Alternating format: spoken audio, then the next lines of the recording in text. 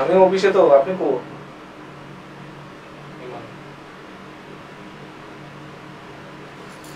চালু করেন। যাচ্ছে লাইভে, লাইভে গেলাম। লাইক গেছে।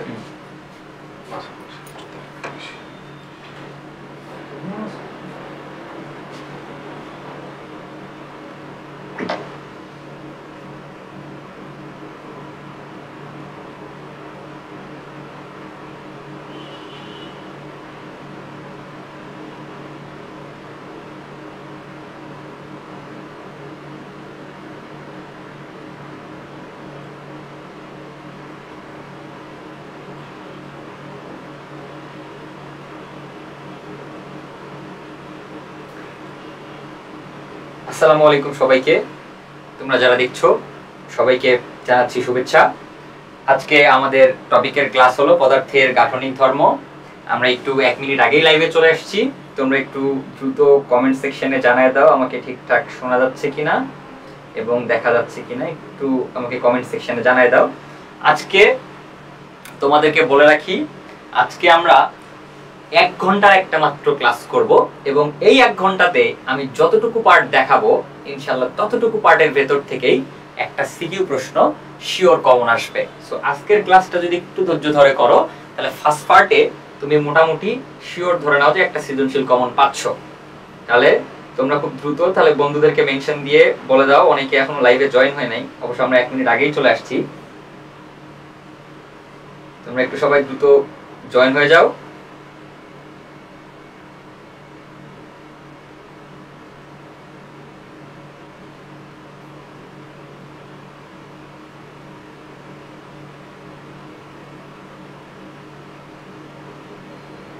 তোমরা সবাই একটু দ্রুত জয়েন হয়ে যাবা আমাদের।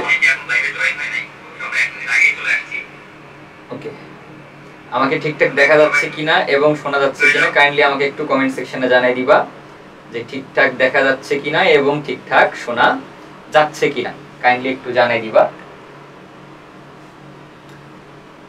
তাহলে কেউ একজন কমেন্ট সেকশনে জানাও আমাকে যে ঠিকঠাক দেখা যাচ্ছে কিনা।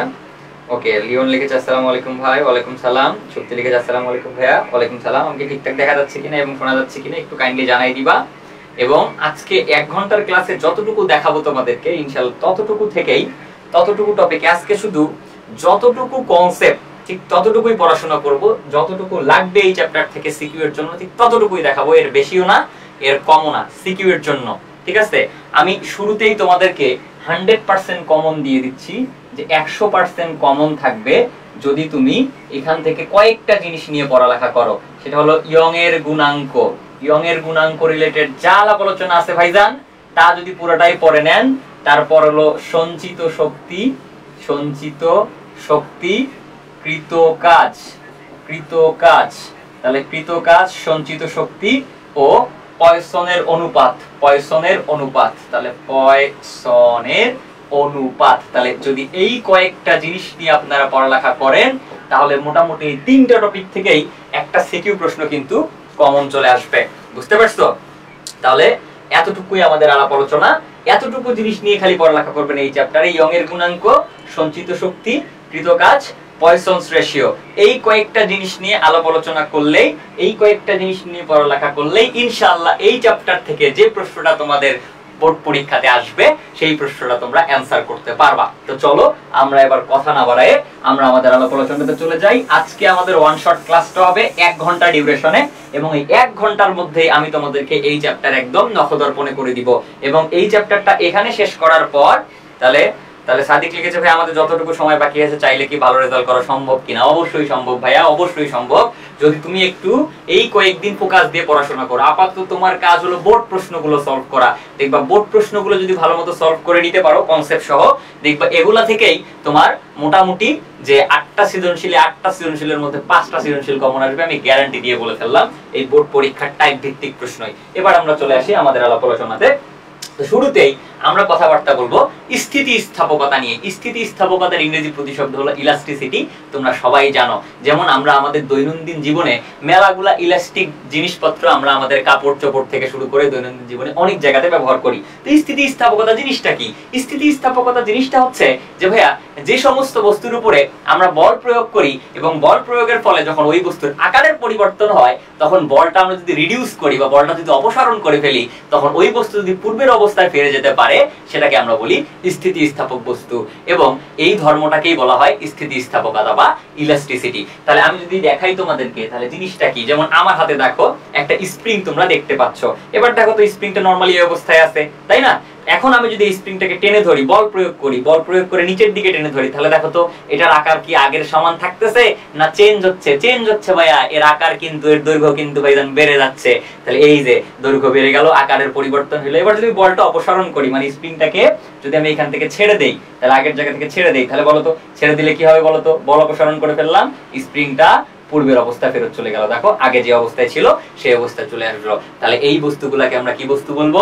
স্থিতিস্থাপক বস্তু। এবং এই ধর্মটাকে আমরা বলবো স্থিতিস্থাপকতা। এবার আমরা আসবো এই স্থিতিস্থাপক বস্তুগুলোর ক্ষেত্রে পীড়ন নামে একটা টার্ম আছে। এই পীড়ন নিয়ে আমরা কথা বলতে চলে আসবো। তো শুরুতেই আমি একদম বেসিক থেকে দেখাচ্ছি যে পীড়ন জিনিসটা কি। তো ভাইয়া দেখেন তো, ধরেন এই তার একটা স্থিতিস্থাপক বস্তু। তো এই স্থিতিস্থাপক বস্তুটাকে আমি যদি দেখেন তো ভাইয়া, এই তারের যে তারের মাথা দেখতে কেমন ভাইয়া? তার যদি এটা হয়, তাহলে এই তারের এই মাথাটা দেখতে কেমন? গোল। এর ক্রস সেকশন এরিয়া বের করার সূত্র কি? এর প্রস্থচ্ছেদের ক্ষেত্রফল বের করার সূত্র হলো পাই আর স্কয়ার, কারণ এই তারের এই মাথাটা কিন্তু ভাইয়া গোল। এখন বলেন তো ভাইয়া, এই তারের এই মাথা তো ভাইজান গোল। এখন এই তারকে যদি আমি এফ বলে টেনে ধরি, বলতো স্থিতিস্থাপক বস্তুগুলোর একটা বিশেষ বিশেষত্ব হলো যে তুমি যখন তাকে নিচের দিকে টেনে ধরবা, বল প্রয়োগে আকারের পরিবর্তন করতে চেষ্টা করবা, এই বস্তুটা কিন্তু তোমার আকারের পরিবর্তনকে বাধা দিবে। এবং বাধা দেয় বলেই দেখো, আমি যখন বল প্রয়োগ করে এই বস্তুটাকে আকারের পরিবর্তন করছি বা দৈর্ঘ্যের পরিবর্তন করছি, তো বল ছেড়ে দেওয়ার সাথে সাথেই দেখো, বল অপসারণ করার সাথে সাথে হাতটা ছেড়ে দেওয়ার সাথে সাথেই বস্তুটা কোন অবস্থায় ফেরত চলে গেল? আগের অবস্থায় ফেরত চলে গেল। বুঝতে পারছো? তার মানে এই বস্তুটাকে আমি যখন বল প্রয়োগ করব, আমি যদি নিচের দিকে এফ বল প্রয়োগ করে এই বস্তুটাকে টেনে ধরি, মানে আমার প্রযুক্ত বলের মান যদি এফ হয়, তাহলে এই বস্তুর মধ্যে এক ধরনের প্রত্যয়নী বলের তৈরি হয় এবং এই বলের কারণে সে তার আগের অবস্থায় প্রত্যয়ন করে বা ফিরে আসে। বাবারা বলতো প্রত্যয়ন শব্দের অর্থ কি? প্রত্যয়ন শব্দের অর্থ হলো ফিরে আসা। তাহলে যে বলের কারণে বস্তুটা আগের অবস্থায় ফেরত আসে, তাকে আমরা কি বল বলি? প্রত্যয়নী বল বলে থাকি। তাহলে এখন ভাইয়া বলেন তো, আমি যদি এই তারটাকে নিচের দিকে টেনে ধরি, তাহলে দেখেন এই তারটা এখানে আছে, ছবি আশা করি দেখতে পাচ্ছেন। তাহলে আমি এই তারটাকে নিচের দিকে টেনে ধরলাম, কত বলে? এফ বলে। এবার যদি আমি এই তারটাকে ছেড়ে দেই, তাহলে ছেড়ে দিলে এই প্রত্যয়নী বলটা এই তারটাকে কোন দিকে নিয়ে যাবে? উপরের দিকে নিয়ে যাবে। এখন বলেন তো, এই যে এইখান থেকে প্রত্যেক ক্রিয়ারে কি বল আছে ভাইয়া? প্রত্যেক ক্রিয়ারে সমান এবং বিপরীত প্রতিক্রিয়া আছে, তোমরা সবাই জানো। তাহলে আমি যদি এই তারটাকে এফ বলে টেনে ধরি, তাহলে এর প্রতিক্রিয়া বলটাও কত হবে বলতো? এই এফ এরই সমান হবে। তাহলে বলেন, আমার যে প্রযুক্ত বল আর এই যে প্রত্যয়নী বল, এই প্রত্যয়নী বল আর প্রযুক্ত বলের মান কি হবে? সমান হবে। তার মানে আমি এই ডিভাইসটাকে বা এই তারটাকে বা এই স্প্রিংটাকে যতটুকু বলে নিচের দিকে টেনে ধরবো, এটাকে ছেড়ে দেওয়ার সাথে সাথে ঠিক ততটুকু বলের কারণে সে কোন দিকে চলে যাবে? উপরের দিকে। কারণ আমার প্রযুক্ত বলের দিক ছিল নিচের দিকে, ক্রিয়া বল, আর প্রতিক্রিয়া বল হবে উপরের দিকে, এবং ক্রিয়া এবং প্রতিক্রিয়া বল পরস্পর কি হবে?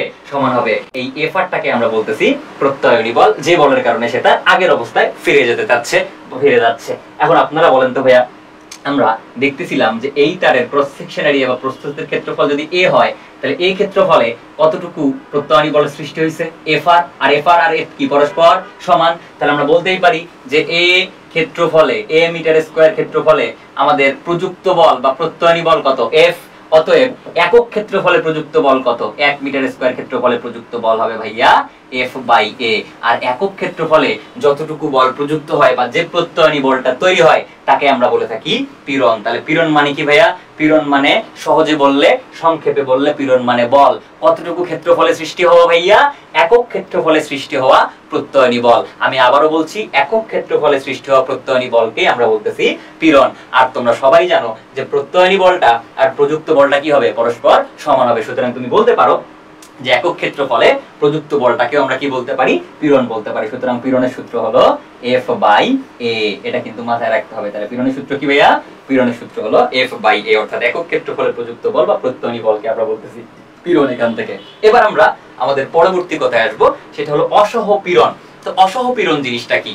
তো অসহপীড়ন নিয়ে আমি যদি একটু কথা বলি, অসহপীড়ন তাহলে ভাইয়া বলেন দেখি এইখান থেকে অসহ শব্দের অর্থ কি? অসহ শব্দের অর্থ হলো অসহ্য, মানে যেটা আমরা সহ্য করতে পারি না।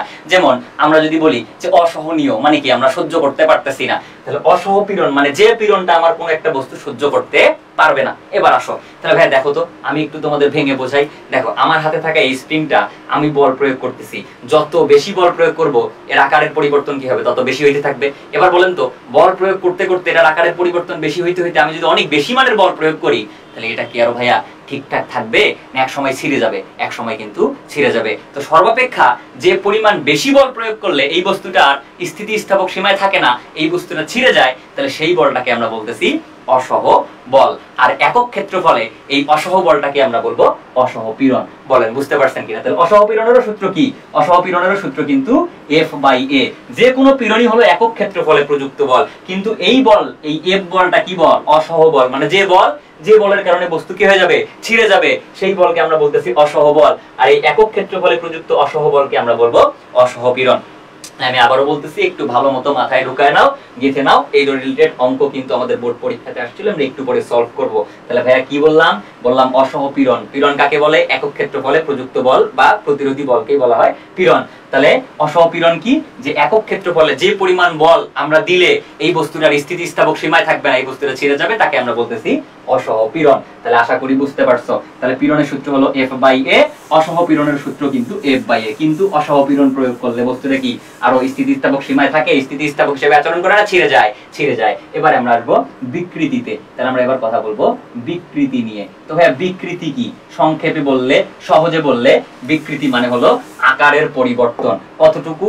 একক মাত্রায় ভাইয়া আকারের পরিবর্তন। আমরা যখন কোনো একটা স্থিতিস্থাপক বস্তুকে বল প্রয়োগ করব, দেখো তো আমরা এই স্থিতিস্থাপক বস্তু বল প্রয়োগ করতেছি, আকারের পরিবর্তন হচ্ছে, দৈর্ঘ্য ছোট থেকে বড় হচ্ছে। এই একক মাত্রায় তার আকারের যে পরিবর্তন হবে সেটাকে আমরা বলে থাকি বিকৃতি। এবং এই বিকৃতি বেসিক্যালি তিন প্রকার। যদি মাত্রাটা দৈর্ঘ্য বরাবর হয়, অর্থাৎ মাত্রা যদি হয় দৈর্ঘ্য, তাহলে আমরা যদি দৈর্ঘ্য বরাবর তার আকারের পরিবর্তন করি, তাহলে যে বিকৃতি পাবো সেটা হলো দৈর্ঘ্য বিকৃতি। আমরা যদি আয়তনের পরিবর্তন করি, তাহলে একক মাত্রায় আয়তনের যে পরিবর্তন হবে সেটাকে আমরা বলবো আয়তন বিকৃতি। এবং আমরা যদি কৃন্তনের ক্ষেত্রে বলি, তাহলে সেটা হবে কৃন্তন বিকৃতি। তো আজকে আমার সৃজনশীল সলভ করার জন্য শুধু এবং শুধুমাত্র দরকার পড়বে দৈর্ঘ্য বিকৃতিতে। তাহলে বলেন তো ভাইয়া, ধরেন আমার কাছে এখানে একটা তার আছে, সবাই একটু ভালো করে দেখবেন, আমাদের কাছে একটা তার আছে। তো এই তারটাকে আমি যদি বল প্রয়োগ করি, তাহলে বলেন তো ভাইয়া, বল প্রয়োগ করলে এই তারটাকে এতটুকু থাকবে না বৃদ্ধি পাবে দৈর্ঘ্য? অবশ্যই বৃদ্ধি পাবে, কারণ স্থিতিস্থাপক বস্তুর ধর্মই হলো বল প্রয়োগে তার আকারের পরিবর্তন হবে, ছোট থেকে বড় হবে আমাদের এই তারটা। তাহলে বলেন এখান থেকে বস্তুটা ছিল আগে এতটুকু, এখন বল প্রয়োগের ফলে এই যে তার দৈর্ঘ্য বৃদ্ধি পেয়ে হয়ে গেল এই যে এতটুকু। তার বৃদ্ধি পাইলো কতটুকু ভাইয়া? এই যে বৃদ্ধি পাইলো এই যে এতটুকু, যেটাকে আমি বলতেছি স্মল এল। আর আদি দৈর্ঘ্য যেটা আছে সেটা হলো ক্যাপিটাল এল। বুঝতে পারছো? তাহলে তারের আদি দৈর্ঘ্য ছিল ক্যাপিটাল এল, এফ বল প্রয়োগ করার ফলে তার দৈর্ঘ্য বৃদ্ধি পাইলো স্মল এল। এখন ভাইয়া বলেন তো, আমরা যদি বিকৃতি বের করতে চাই, তাহলে বিকৃতি মানে কতটুকুই দৈর্ঘ্যে পরিবর্তন? একক দৈর্ঘ্যে বা একক মাত্রায় পরিবর্তন। তাহলে তোরা বল দেখি ভাইয়া, এল দৈর্ঘ্যে, সবাই মিলে বল দেখি, বল এল দৈর্ঘ্যে পরিবর্তন কতটুকু? এল দৈর্ঘ্যে পরিবর্তন হলো স্মল এল। এল দৈর্ঘ্যে পরিবর্তন মানে কিন্তু বৃদ্ধি হইতে পারে, হ্রাস হইতে পারে। এখানে কি হইছে? বৃদ্ধি। তাহলে এল দৈর্ঘ্যে পরিবর্তন হলো স্মল এল। অতএব একক দৈর্ঘ্যে পরিবর্তন কত? একক দৈর্ঘ্যে পরিবর্তন হলো small L by capital L. আর এটাই হলো আমাদের দৈর্ঘ্য বিকৃতির সূত্র। তাহলে দৈর্ঘ্য বিকৃতির সূত্র কি?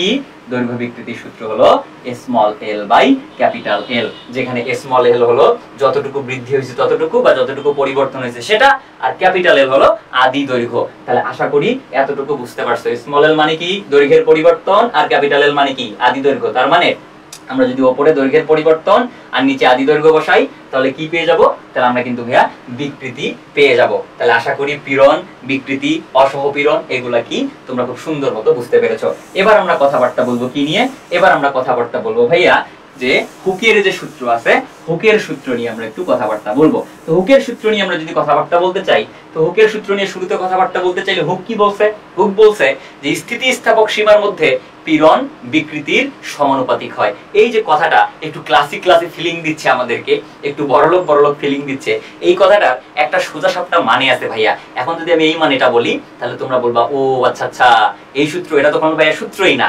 এখন বলো, আমি একটু বোঝাই তোমাদেরকে। আচ্ছা তার আগে আমার একটু রিভিউ করে দাও তো, পীড়ন মানে কি ভাইয়া? পীড়ন মানে হলো কি?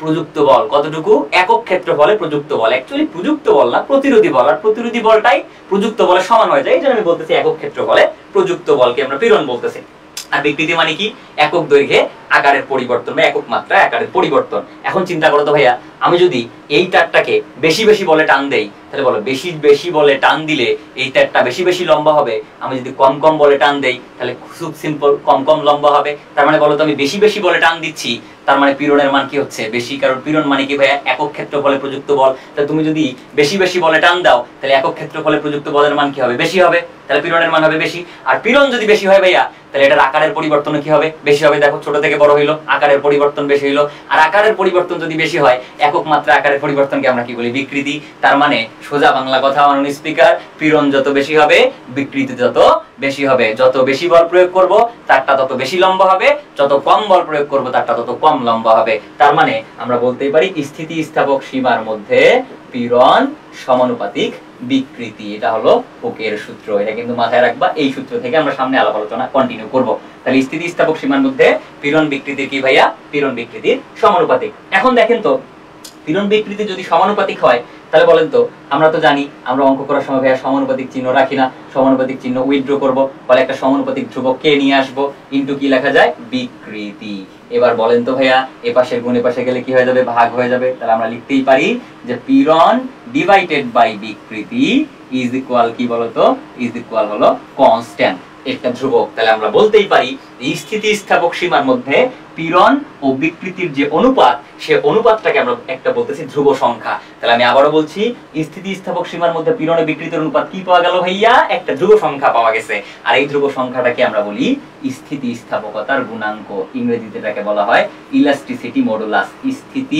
স্থিতিস্থাপকতার গুণাঙ্ক তাহলে আমি আবারো বলছি স্থিতিস্থাপক সীমার মধ্যে পীড়ন ও বিকৃতির অনুপাত একটা কি সংখ্যা একটা ধ্রুব সংখ্যা এই ধ্রুব সংখ্যাটাকে কি বলে এই ধ্রুব সংখ্যাটাকে স্থিতিস্থাপকতার গুণাঙ্ক বলে তোমরা এটা অবশ্যই মাথায় রাখবা পরীক্ষাতে ক নাম্বারের জন্য প্রশ্ন আসতে পারে স্থিতিস্থাপকতার গুণাঙ্ক কাকে বলে আমি আবারো বলছি স্থিতিস্থাপক সীমার মধ্যে পীড়ন ও বিকৃতির অনুপাত একটা ধ্রুব সংখ্যা ভাইয়া আর এই ধ্রুব সংখ্যাটাকে বলা হচ্ছে স্থিতিস্থাপকতার গুণাঙ্ক তোমরা বলো তো কয় ধরনের বিকৃতি আমরা জানি একটু আগে বললাম তিন ধরনের বিকৃতি তো তিন ধরনের আলাদা আলাদা বিকৃতি যদি আমরা এখানে বসাই তাহলে কয় ধরনের স্থিতিস্থাপকতার গুণাঙ্ক পাওয়া যাবে তিন ধরনের স্থিতিস্থাপকতার গুণাঙ্ক পাওয়া যাবে তো শুরুতে আমাদের পরীক্ষার জন্য সবথেকে বেশি যেটা ইম্পর্টেন্ট 100% যেটা ইম্পর্টেন্ট সেটা হলো ইয়ং এর গুণাঙ্ক মনে রাখবা তোমরা যদি ইয়ং এর গুণাঙ্ক নিয়ে আলাপ আলোচনা করো পড়ালেখা শেষ করে ফেলতে পারো তাহলে এখান থেকে ইনশাআল্লাহ 1 সেট প্রশ্ন কমন পাইতে পারো ইয়ং এর গুণাঙ্ক সঞ্চিত শক্তি কৃত কাজ পয়সন্স রেশিও বা পয়সন অনুপাত এই কয়েকটা টপিক পড়লেই ইনশাআল্লাহ 1 সেট প্রশ্ন কমন পাবেন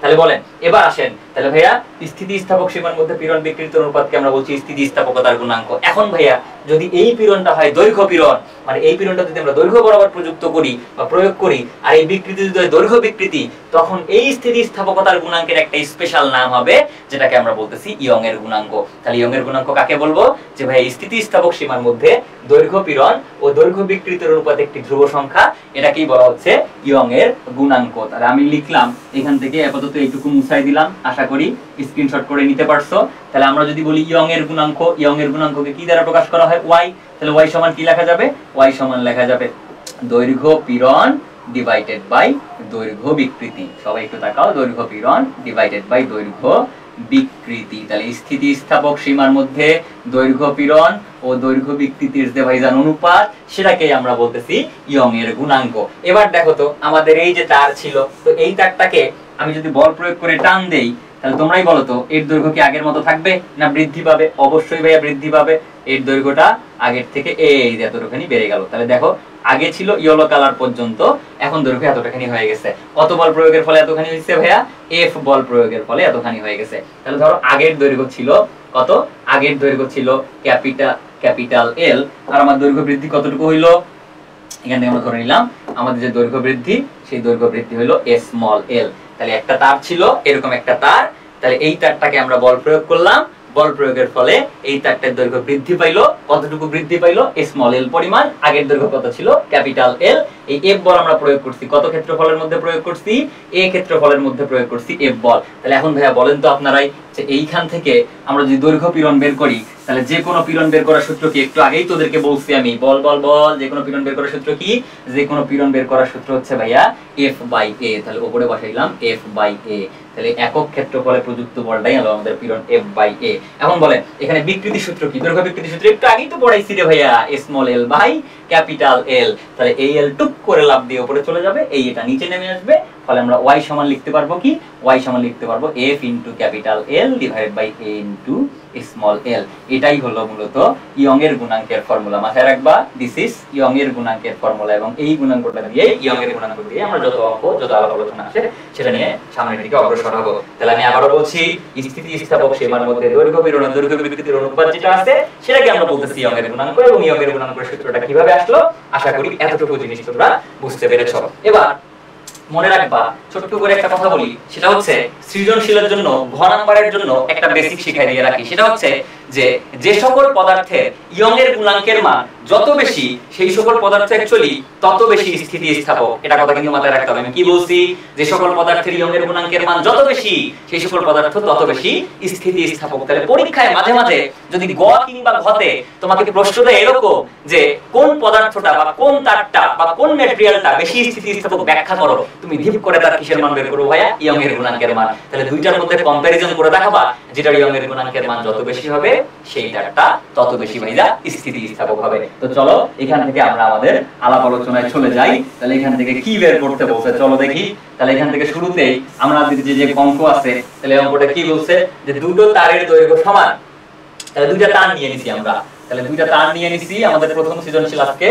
তাহলে দুইটা তার নিয়ে নিছি, এই দুটো তারের দৈর্ঘ্য সমান কিন্তু ব্যাস দেওয়া আছে 1 মিলিমিটার 3 মিলিমিটার। এবার উভয় তারকে সমান সমান বল দ্বারা টানলে প্রথমটির দৈর্ঘ্য বৃদ্ধি দ্বিতীয়টির 4 গুণ হয়। তার মানে প্রথমটার দৈর্ঘ্য বৃদ্ধি হয়, দ্বিতীয়টার কয় গুণ? 4 গুণ। তাহলে ভাই বলেন তো, দ্বিতীয়টা যদি 1 মিটার হয় তাহলে প্রথমটা যেহেতু তার 4 গুণ, তাহলে প্রথমটা হবে কয় মিটার? প্রথমটা হবে 4 মিটার। এটা যদি 2 মিটার হয় এটা হবে কয় মিটার? 8 মিটার। অলওয়েজ 4 গুণ হবে। এখন তোমারে বলছে প্রথম তারের ইয়ং এর গুণাঙ্ক দেওয়া আছে, তারপর বলছে গ নাম্বার প্রশ্ন দিয়ে কি বলছে? গ নাম্বার প্রশ্ন দিয়ে বলছে যে প্রথম তারের দৈর্ঘ্য 5% বৃদ্ধি করতে প্রযুক্ত পীড়ন নির্ণয় করো। এখন ভাই বলো তো, আমরা যদি দৈর্ঘ্যটা 5% বাড়াতে চাই, মানে আগের দৈর্ঘ্য যদি হয় 100 মিটার, তাহলে 5% মানে কি? 100 এর ভেতরে 5, তাহলে আমরা 5 মিটার বৃদ্ধি করতে চাই, তাহলে অবশ্যই আমাকে টেনে ধরতে হবে বস্তুটা। আর যদি টেনে ধরতে হয় তাহলে অবশ্যই পীড়ন আছে এখানে, তাহলে সেই পীড়নের মানই বের করতে বলছে। তার মানে পীড়ন মানে কার মান বের করতে হবে? f by a। এখন বলেন প্রথম তারের ইয়ং এর গুণাঙ্ক y কত দেওয়া আছে? y দেওয়া আছে, y এর মান হলো 2 × 10⁻11 নিউটন পার মিটার স্কয়ার। এখন ভাই বলেন তো, এখান থেকে যদি আমি অঙ্কটা করি, গ নাম্বার অঙ্কটা, তাহলে অঙ্কটা করতে গেলে আমি কিভাবে করতে পারবো? তোমরাই বলো। তোমরা সবাই জানো y একটু আগে শিখছো f into capital L divide by a into small l। এখন আপনাকে বের করতে বলছে যে দৈর্ঘ্য 5% বৃদ্ধিতে প্রযুক্ত পীড়ন কত? পীড়ন মানে কার মান বের করতে হবে রে ভাইয়া? f বাই a এর মান। তাহলে f বাই a কে এক সাইডে রেখে বাদ বাকি সবগুলাকে অন্য সাইডে আমরা নিয়ে যাব। তাহলে f বাই a, তাহলে কি লেখা যাবে বলো? y ইনটু এ পাশের ভাগে পাশে লেগে y এর সাথে গুণ হবে l divided by capital L। এখন বলো তো ভাইয়া, এই জায়গা থেকে আমি যদি অঙ্ক করে বের করি তাহলে y এর মান কত? y এর মান হলো 2 × 10⁻10। বুঝতে পারছো? আর স্মল l এর মান কত? কয় পার্সেন্ট বৃদ্ধি? 5% বৃদ্ধি। তো 5% মানে কি? মানে আদি দৈর্ঘ্য যদি তোরা 100 বসাইস তাহলে বৃদ্ধি 5%, তার মানে বৃদ্ধির মান কত হবে? 5। বুঝতে পারছি? তাহলে অনেকে আছে যে মানটা এটা ক্যাপিটাল L বসাবে, তখন এই L কে আবার এই L এর কত পার্সেন্ট বের করতে হবে? 5%। তো দিন শেষে আবার এগুলো কেটে যে 5/100 পড়ে থাকবে। সংক্ষেপে বলি, সহজে বলি ভাইয়া, যদি এরকম পার্সেন্ট দিয়ে আসে তাহলে আদি দৈর্ঘ্যটা সবসময় 100 বসাবা, আর বৃদ্ধিটুকু হবে যত পার্সেন্ট বলবে তত পার্সেন্ট। তাহলে আমি যদি 10% বৃদ্ধির কথা বলতাম তাহলে আদি দৈর্ঘ্য বসাতাম 100 আর বৃদ্ধিটুকু বসাতাম 10। 20% বললে এটা হইতো 100, এটা হইতো 20। তাহলে আশা করি বুঝতে পারছো। তাহলে আমরা যদি এখন হিসাব করি তাহলে হিসাব করলে যত আসবে ততই হবে তার পীড়নের মান। তাহলে এখান থেকে কত আসে তাহলে বলো তো? এখান থেকে আমরা যদি হিসাব করি তাহলে 5 × 2 = 10, তাহলে নিচে থাকে 10, তাহলে 10⁻9 মোস্ট প্রবাবলি। তাহলে যত আসবে তত হলো आंसर। আজকের ক্যালকুলেশনগুলো তোমাদেরকে করে দেখাবো না, ক্যালকুলেশনগুলো তোমরা করে স্লাইড আপলোড দিয়ে দিবা। তাহলে এখান থেকে পীড়নের একক কি ভাইয়া? বলের একক ক্ষেত্রফল। তাহলে চলে বলের একক নিউটন, ক্ষেত্রফলের একক মিটার স্কয়ার। এই মিটার স্কয়ার উপরে গেলে কি? Per metre square. তাহলে নিউটন পার মিটার স্কয়ার। তাহলে এটাই হবে আমাদের আনসার। তাহলে আশা করি বুঝতে পারছো, ক্যালকুলেশনগুলো তোমরা একটু করে ফেলবা। তাহলে এই ছিল আমাদের গ নাম্বার ম্যাথ। এবার ঘ নাম্বার ম্যাথে কি বলছে? তো ঘ নাম্বার ম্যাথে বলছে, সবাই একটু স্ক্রিনশট করে ফেলো। ঘ নাম্বার ম্যাথে বলছে যে তার দুটোর মধ্যে কোনটি বেশি স্থিতিস্থাপক গাণিতিক যুক্তি সহ বিশ্লেষণ করো। একটু আগেই ব্যাখ্যা দিছি না রে ভাইয়া, একটু আগেই বলছি যে তারের ইয়ং এর গুণাঙ্কের মান যত বেশি হবে সেই তারটা তত বেশি স্থিতিস্থাপক হবে। তাহলে এই দুইটার মধ্যে আমরা তুলনা করে দেখাবো যে কোনটার ইয়ং এর গুণাঙ্ক বেশি হবে। তো এই জন্য আমরা এখানে কি বলছে যে প্রথমটার দৈর্ঘ্য বৃদ্ধি দ্বিতীয়টা 4 গুণ হয়। তাহলে ভাইয়া এই টাইপের কথাবার্তা যদি থাকে, যদি অঙ্কের মধ্যে কম্পারিজন বোঝায় যে অমুক তমুকের এত গুণ হয়, অমুক তমুকের এত গুণ, যদি এই টাইপের ডাটা অঙ্কের মধ্যে ব্যবহার করা থাকে তাহলে তোমাকে বুঝতে হবে তুলনা বোঝাচ্ছে। কারণ একজনের তুলনায় আরেকজন কত গুণ বৃদ্ধি পাচ্ছে, কত গুণ কম বৃদ্ধি পাচ্ছে, সেটাই তো বোঝাচ্ছে। তাহলে অমুক তমুকের এত গুণ, এই টাইপের ডাটা থাকলে তোমাকে বুঝতে হবে যে অঙ্কের মধ্যে তুলনা করা বোঝাচ্ছে। আর তুলনা যদি বোঝায় তাহলে মনে রাখবা মুনিম ভাইয়া বলছে অনুপাত দিয়ে অঙ্ক শুরু করতে হবে। কি দিয়ে অঙ্ক শুরু করতে হবে? অনুপাত দিয়ে অঙ্ক শুরু করতে হবে। তাহলে এবার চলো আমরা নেমে পড়ি, আমরা আমাদের আলোক আলোচনায় নেমে পড়ি। তাহলে এবার যদি আমরা ঘ নম্বর অঙ্কটা করে ফেলি, তাহলে ঘ নম্বরের ক্ষেত্রে কার কার অনুপাত নিব ভাইয়া?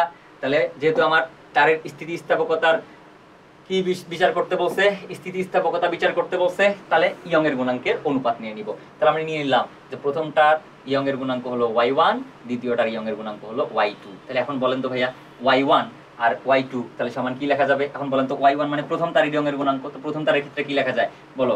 f1 বাই কি বলতো f1 into l1 divide by a1 into small l1। Young এর গুণাঙ্কের নরমাল সূত্র বসাচ্ছি, যেটা y2 সমান কি লেখা যাবে? f2 into capital L2 divide by A2 into small L2। এখন তোমরা বলো তো কোনটা কোনটা জিনিস সমান ভাইয়া? কোনটা কোনটা জিনিস সমান? তোমাকে বলছে দুটো তারের দৈর্ঘ্য সমান, তার মানে প্রথম তারের আদি দৈর্ঘ্য L1, দ্বিতীয় তারের আদি দৈর্ঘ্য L2, এই দুটো হবে সমান। তাহলে যদি সমান সমান হয় তাহলে দুইটাকে আলাদা L1 L2 নাম না দিয়ে আমরা কি নাম দিতে পারি বলো তো? আমরা দুইজনের কমন নাম কি দিতে পারি? দুইজনের কমন নাম কিন্তু আমরা L দিয়ে দিতে পারি। তাহলে এটারও দৈর্ঘ্য L, এটারও দৈর্ঘ্য L। আমি সমান সমান গুলাকে লাল কালার দিয়ে দেখাচ্ছি এবং উভয় দুটোকে সমান বল দ্বারা টানা হয়েছে। তাহলে সমান বল দ্বারা যদি টানা হয় তাহলে প্রযুক্ত বলের মানও কি হবে? সমান হবে। তাহলে এখানে আমরা লিখতেই পারি যে F, এটারও প্রযুক্ত বল F, এটারও প্রযুক্ত বল হলো F। এখন আল্লাহর ওয়াস্তে একটু খুন করে দাও তো ভাইয়া, কোনটা কারে খুন করবে? FL রে খুন করলো। তাহলে A2 L2 কোথায় যাবে? উপরে A1 স্মল L1 থাকবে নিচে। তাহলে পরের লাইনে আমরা কি বলতে পারি? তাহলে পরের লাইনে আমরা বলতে পারি A2 L2 divide by A1 small L1। এখন বলেন A মানে কি ভাইয়া? A মানে কিন্তু ক্ষেত্রফল। তাহলে এটা কোন তারের ক্ষেত্রফল? প্রথম তারের ক্ষেত্রে দ্বিতীয় তারের ক্ষেত্রফল। এখন বলো তো দ্বিতীয় তারের যদি ক্ষেত্রফল বের করতে হয় ভাইয়া, তার ব্যাস কত? তার ব্যাস কিন্তু দেওয়া আছে 3 মিলিমিটার। তাহলে যদি 3 মিলিমিটার হয় ভাইয়া তাহলে তার ব্যাস কত হবে? তাহলে ব্যাসার্ধ কত হবে? 1.5 মিলিমিটার। তাহলে এখানে কত লিখবে ভাইয়া? এখানে লিখবা পাই, ক্ষেত্রফলের সূত্র কি? পাই আর স্কয়ার। তাহলে এখানে বসাবো r2 এর উপর স্কয়ার ইনটু L2। ঠিক আছে, L2 বসাইলাম। আর দ্বিতীয়টার ক্ষেত্রফল কত হবে? পাই r1 এর উপর স্কয়ার ইনটু L1। এখন আপনারা বলেন তো এখানে আবার কোনটা কোনটা কেটে যাচ্ছে? এখানে কিন্তু আবার ভাইয়া পাই পাই কেটে যাচ্ছে। এখন বলেন তো এই r2 এর মান কত? তাহলে প্রথম তারের ব্যাস যদি হয় 1 মিলিমিটার, তাই না? আর দ্বিতীয় তারের ব্যাস যদি হয় 3 মিলিমিটার, তাহলে তার ব্যাসার্ধ কত? 0.5 মিলিমিটার, 0.5 মিলিমিটার। ঠিক আছে, তার উপরে আবার কি আছে? স্কয়ার, এখানে দিলাম স্কয়ার ইনটু L2। আর দ্বিতীয়টার যে ব্যাস সেই ব্যাস কত? 3, তার মানে এর ব্যাসার্ধ কত? 1.5 মিলিমিটার, তার উপরে স্কয়ার। এখন অনেক আল্লাহর বান্দা এবং বান্দি আমারে বলবে যে ভাইয়া আমরা তো এখানে মিলিমিটার বসাইলাম, মিটার তো ভাইয়া বসাইলাম না, কিন্তু এসআই ইউনিটের দৈর্ঘ্যের একক তো ভাইয়া মিটার, মিলিমিটার তো না। কিন্তু রে বলদ এখানে থাকা, এখানে এইটাও আসবে মিলিমিটারে, এটাও আসবে কিসে? মিলিমিটারে। ফলে আলটিমেটলি সমজাতীয় রাশির অনুপাত হওয়ার কারণে মিটার মিটার অনুপাত করে মান বের করলে যা আসবে মিলিমিটার মিলিমিটার করলে কিন্তু তাই আসবে। তাহলে সেম মান আসবে। এখন বললো কি বলছে যে প্রথমটার দৈর্ঘ্য বৃদ্ধি দ্বিতীয়টার কয় গুণ হয়? 4 গুণ হয়। তার মানে প্রথমটার দৈর্ঘ্য যদি L1 হয়, দ্বিতীয়টা যদি L2 হয়, তাহলে প্রথমটা হবে দ্বিতীয়টার কয় গুণ? 4 গুণ। তার মানে দ্বিতীয়টা যদি হয় L2, প্রথমটা হবে কত? 4L2, কারণ প্রথমটা হলো দ্বিতীয়টা 4 গুণ। এই L2 রে খুন করে দিল। তাহলে এখানে কত পড়ে থাকলো বলো? এটা কার মান বের করলাম? আলটিমেটলি আমি বের করলাম y1 বাই y2 এর মান। তাহলে y1 বাই y2 এর মান কত আসলো বলো? উপরে থাকলো 0.5 এর উপর স্কয়ার, 0.5 এর উপর স্কয়ার, আর নিচে পড়ে থাকলো কত? নিচে পড়ে থাকলো 1.5 এর উপর স্কয়ার ইনটু 4। তাহলে এখান থেকে তোমরা অনুপাত করবা, অনুপাত করে বলে দিবা যে কোনটার মান বড় আর কোনটার মান ছোট। তাহলে আমি একটু যদি করে ফেলি তাহলে অঙ্কের অ্যানসারটা কত আসে একটু দেখি আমরা।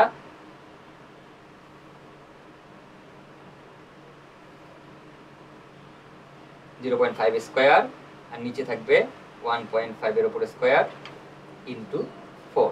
তাহলে অ্যানসার হলো এখান থেকে কত? তাহলে এখানে আমাদের অ্যানসার হইতেছে যে y1 ইজ ইকুয়াল 0. এখান থেকে মান আসতেছে 0.0277 y2। তাহলে বাবারা একটু কমন সেন্স খাটাই চিন্তা করে বলো তো রে বাবা, এখান থেকে y1 মানে প্রথম তারের ইয়ংয়ের গুণাঙ্ক হলো দ্বিতীয় তারের ইয়ংয়ের গুণাঙ্কের কত গুণ? দ্বিতীয় তারের ইয়ংয়ের গুণাঙ্কের 0.077 গুণ। তার মানে কোনটা বড় রে ভাইয়া? এখান থেকে y1 বড় আর y2 হইলো ছোট। তাহলে আমি কি বলছিলাম একটু আগে? আমার কথাটা কিন্তু ভুলে গেলে চলবে না মানুষ স্পিকার। তাহলে আমি বলছিলাম একটু আগে যে তারের ইয়ংয়ের গুণাঙ্ক যত বেশি হবে সেইটা তত বেশি স্থিতিস্থাপক। তাহলে এখানে বোঝাই যাচ্ছে যে প্রথম তারের ইয়ংয়ের গুণাঙ্ক বেশি আর দ্বিতীয় তারের ইয়ংয়ের গুণাঙ্ক কম, সুতরাং প্রথম তারটা বেশি স্থিতিস্থাপক। তাহলে এই যে আমাদের ঘ নাম্বার চলে গেল। বলো এতটুকু বুঝতে পারছো কিনা? আমাকে একটু কমেন্ট সেকশনে জানাবা। এতটুকু বুঝতে পারছো কিনা আমাকে একটু কমেন্ট সেকশনে জানাবা। এই টাইপের প্রশ্ন কিন্তু পরীক্ষার জন্য খুবই গুরুত্বপূর্ণ। তাহলে আমাকে একটু জানাবা প্লিজ, বুঝতে পারছো কিনা? আমাকে একটু জানাবা এতটুকু বোঝা গেছে কিনা। ওকে তাহলে একজন বলছে যে ভাইয়া 5% হ্রাস বলে দিলে কি হবে? ভাইয়া যদি 5% হ্রাস বলে দেয় তাহলে আমি কি বলছি, স্মল এলটা কিন্তু পরিবর্তন মানে কি বৃদ্ধিও বোঝাইতে পারে হ্রাসও বোঝাইতে পারে। তার মানে 5% হ্রাস বললেও ঠিক এইটাই আসবে, এল এর মান হবে 5। বুঝতে পারছো? তাহলে আশা করি এতটুকু বুঝতে পেরেছো। তাহলে এবার চলো আমরা আমাদের পরের প্রশ্নের দিকে চলে যাই। এবার আমাদের পরের কোশ্চেনে কি বলছে দেখি।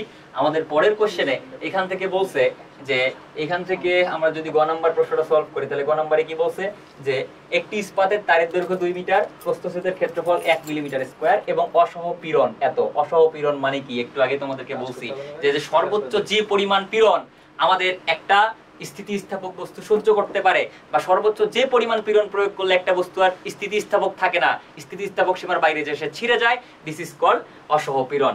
এবং এখানে আমরা দেখতে পাচ্ছি যে অসহ পীড়নের মান 4.76 10⁷ নিউটন পার মিটার স্কয়ার এবং তারটার এক প্রান্তে 2 কেজি ভর ঝোলাইলে তারটার দৈর্ঘ্য বৃদ্ধি পায়। এখন ভাইয়া ধরেন আমার কাছে একটা তার আছে, এই যে একটা তার, এই তারের মধ্যে আমি একটা কত কেজি ভরের বস্তু ঝোলাইছি? 2 কেজি ভরের বস্তু ঝোলাই দিছি। তো আমি যদি এই তারের মধ্যে 2 কেজি ভরের একটা বস্তু ঝোলাই দেই তাহলে বলেন তো এই ভরটাকে পৃথিবী টানবে কোন দিকে? অবভিয়াসলি নিচের দিকে। কত বলে? mg বলে। কারণ আমরা জানি যে কোনো বস্তুকে পৃথিবী নিচের দিকে আকর্ষণ করে। তাহলে পৃথিবী যদি তার নিচের দিকে mg বলে আকর্ষণ করে তাহলে বলেন তো এই বস্তুটা আবার এই তারটার সাথে ইন্টারকানেক্টেড, ফলে এই বস্তুটা আবার তারটারে একটা টান দিবে। কত টান দিবে বলেন? তাহলে পৃথিবী তারে যত বলে টান দিচ্ছে ঠিক তত বলে টান দিবে, কারণ প্রতিক্রিয়ার কি আছে ভাইয়া? সমান ও বিপরীত প্রতিক্রিয়া আছে। তাহলে এখানে আমাদের তারের উপরে যে প্রযুক্ত বল, সেই তারের উপরে প্রযুক্ত বলের মান কত হবে? এই বস্তুর উপরে যে পৃথিবীর আকর্ষণ বল সেটার মানে সমান হবে। সোজা বাংলা কথা ভাইয়া, একটা বস্তুর উপরে লম্বভাবে কোনো বস্তু যে আমরা ঝোলাই দেই m ভরের, তখন এই তারের উপরে যে প্রযুক্ত বল, এই প্রযুক্ত বলের মান হয় mg। এখন বলেন তো এই বস্তুটাকে যদি পৃথিবী নিচের দিকে টান দেয় তাহলে এই বস্তুর দৈর্ঘ্য কি আগের মতো থাকবে না প্রসারিত হবে? অবশ্যই প্রসারিত হবে, কারণ স্থিতিস্থাপক বস্তুর উপর যদি বল প্রয়োগ করা হয়, বল প্রয়োগ করে তাহলে নিচের দিকে টেনে ধরা হয়, তাহলে অবশ্যই স্থিতিস্থাপক বস্তুটা বা তারটার আকারের পরিবর্তন হবে, তারটা একটু হলেও প্রসারিত হবে। তো তারটা প্রসারিত হয়েছে, কতটুকু প্রসারিত হয়েছে? কত মিটার বৃদ্ধি পাইছে? 2 × 10⁻²2 মিটার বৃদ্ধি পাইছে। তো এই ভর সহ তারটিকে আদি দৈর্ঘ্যের সমান ব্যাসার্ধ বিশিষ্ট বৃত্তাকার পথে এত বেগে ঘোরাতে গেলে তারটি ছিঁড়ে যায়। তো যাই হোক, এটা আমাদের ঘ নাম্বারের জন্য লাগবে। আপাতত গ নাম্বারের জন্য কতটুকু দরকার? তো তারটার ইয়ং এর গুণাঙ্ক বের করবা। এখন বাবারা বল, ইয়ং এর গুণাঙ্ক যদি বের করিস তোরা তাহলে y সমান কি বলবি? y সমান হবে f × L divide by a × small l। কোনো কথা হবে না ভাইয়া। তাহলে এখন বলেন f সমান কি বসাবেন? f সমান বসাবেন mg, কারণ এখানে এই যে তারের উপরে যে প্রযুক্ত বল সেটা কিন্তু এই বস্তুর উপরে পৃথিবীর আকর্ষণ বলের সমান হবে। কেমনে হবে? ছবি আঁকা আছে, আশা করি বুঝতে পারছো। L divide by a × small l। এখন বলেন তো a যদি আমাকে বের করতে হয় তাহলে এখানে তারের প্রস্থচ্ছেদ কেমন ভাইয়া? গোলাকার বস্তুর ক্ষেত্রফলের সূত্র হলো ক্রস সেকশন এরিয়া হলো পাই আর স্কয়ার। দেখেন তার ক্ষেত্রফলটা ডাইরেক্ট দেওয়াই আছে 1 মিলিমিটার স্কয়ার, ঠিক আছে? তাহলে এই দেওয়া আছে, তাহলে পাই আর স্কয়ার দিয়ে আমাদের কষ্ট করে আর বের করতে হবে না। আমরা যদি একটু অঙ্কটা করে ফেলি তাহলে m এর মান কত? m এর মান হলো কত কেজি ভরের বস্তু ঝোলাইছিলাম? এখান থেকে আমরা 2 কেজি ভরের বস্তু ঝোলাইছিলাম, তাহলে m এর মান হলো 2, g এর মান হলো 9.8। আদি দৈর্ঘ্য কয় মিটার ছিল? আদি দৈর্ঘ্য ছিল 2 মিটার। দেখো আদি দৈর্ঘ্য 2 মিটার ছিল, ঠিক আছে? আর এখান থেকে এর ভ্যালু হলো 1 মিলিমিটার স্কয়ার। কিন্তু এই মিলিমিটার স্কয়ারকে কি বানাইতে হবে ভাইয়া? এবার কিন্তু মিটার বানাইতে হবে, বুঝতে পারছো? তাহলে মিলিমিটার স্কয়ারকে যদি মিটার বানাই তাহলে 1 মিলিমিটার স্কয়ারকে মিটার বানাইতে গেলে কি করতে হবে? তাহলে 1 ইনটু এখান থেকে আমরা যদি করি 10⁻, কত দ্বারা গুণ করতে হবে ভাইয়া? 1 × 10⁻⁻6, ঠিক আছে? তাহলে এই যে আমাদের ক্ষেত্রফলটাকে কি বানাইলাম? মিলিমিটারটাকে মিটার বানাই ফেলছি, 10⁻6 হয়ে গেছে, বুঝতে পারছো? তাহলে মিলিমিটার স্কয়ারকে মিটার বানাইলাম, 10⁻6 হয়ে গেল। আর কতটুকু দৈর্ঘ্য বৃদ্ধি পাইছে? দৈর্ঘ্য বৃদ্ধি পাইছে 2 × 10⁻²। -4। তাহলে এই যে যা আসবে তাই হলো মূলত ইয়ং এর গুণাঙ্কের মান। ক্যালকুলেশনটা তোমরা করে নিবা। ইয়ং এর গুণাঙ্কের একক কি? Newton per metre square. এখান থেকে ক্যালকুলেশন করে নিলেই তোমাদের অঙ্ক শেষ হয়ে যাবে। তাহলে আশা করি এতটুকু বুঝতে পারছো। এতটুকু নিয়ে তোমাদের কোনো সমস্যা নেই। তাহলে গ চলে গেল, ঠিক আছে। এবার ঘ কি বলছে? তো ঘ বলছে এখান থেকে যে তারটি কেন ছিঁড়ে গেল তা উদ্দীপক অনুসারে গাণিতিকভাবে বিশ্লেষণ করো। এখন তুমি চিন্তা করো তো ভাইয়া, একটা স্থিতিস্থাপক বস্তুর মাথায় আমি যদি কোনো একটা বস্তু বেঁধে এবার যদি ঘোরাতে থাকি, ঠিক আছে, তাহলে কত রেডিয়ান পার সেকেন্ড বেগে ঘোরাচ্ছি? 4 রেডিয়ান পার সেকেন্ড কৌণিক বেগে আমি ঘোরাইতেছি। এখন আমি যদি ঘোরাইতে থাকি তাহলে একটু সবাই তাকাবেন এই জায়গাতে, আমি যদি কোনো একটা বস্তুকে একটা তারের সাহায্যে বেঁধে তার আমি যদি বৃত্তাকার পথে ঘোরাতে থাকি, তাহলে বলেন তো বৃত্তাকার পথে ঘোরাইলে কেন্দ্র বিমুখী বল তারে বা সেন্ট্রিফিউগাল ফোর্স তারে ছিটকায় কোন দিকে? কেন্দ্র বরাবর বাইরের দিকে ছিটকায়, তোমরা জানো। তাহলে এই যে আমাদের এই যে কেন্দ্র বিমুখী বল সেটা কত? কেন্দ্র বিমুখী বলের সূত্র কি? তাহলে এই বস্তুটার মাথায় যদি একটা বস্তু বেঁধে এই তারটার মাথায় আমরা যদি তারে ঘুরাই তাহলে কেন্দ্র বিমুখী বল তারে বাইরের দিকে ছিটকাবে। কত বলে ছিটকাবে ভাইয়া? আমরা জানি m ওমেগা স্কয়ার r বলে ছিটকাবে, যেখানে r হলো এই বৃত্তাকার পথের ব্যাসার্ধ, ঠিক আছে। এখন বলো তো তাহলে এই কেন্দ্র বিমুখী বলটা তাকে বাইরের দিকে ছিটকাইতেছে, তাই না?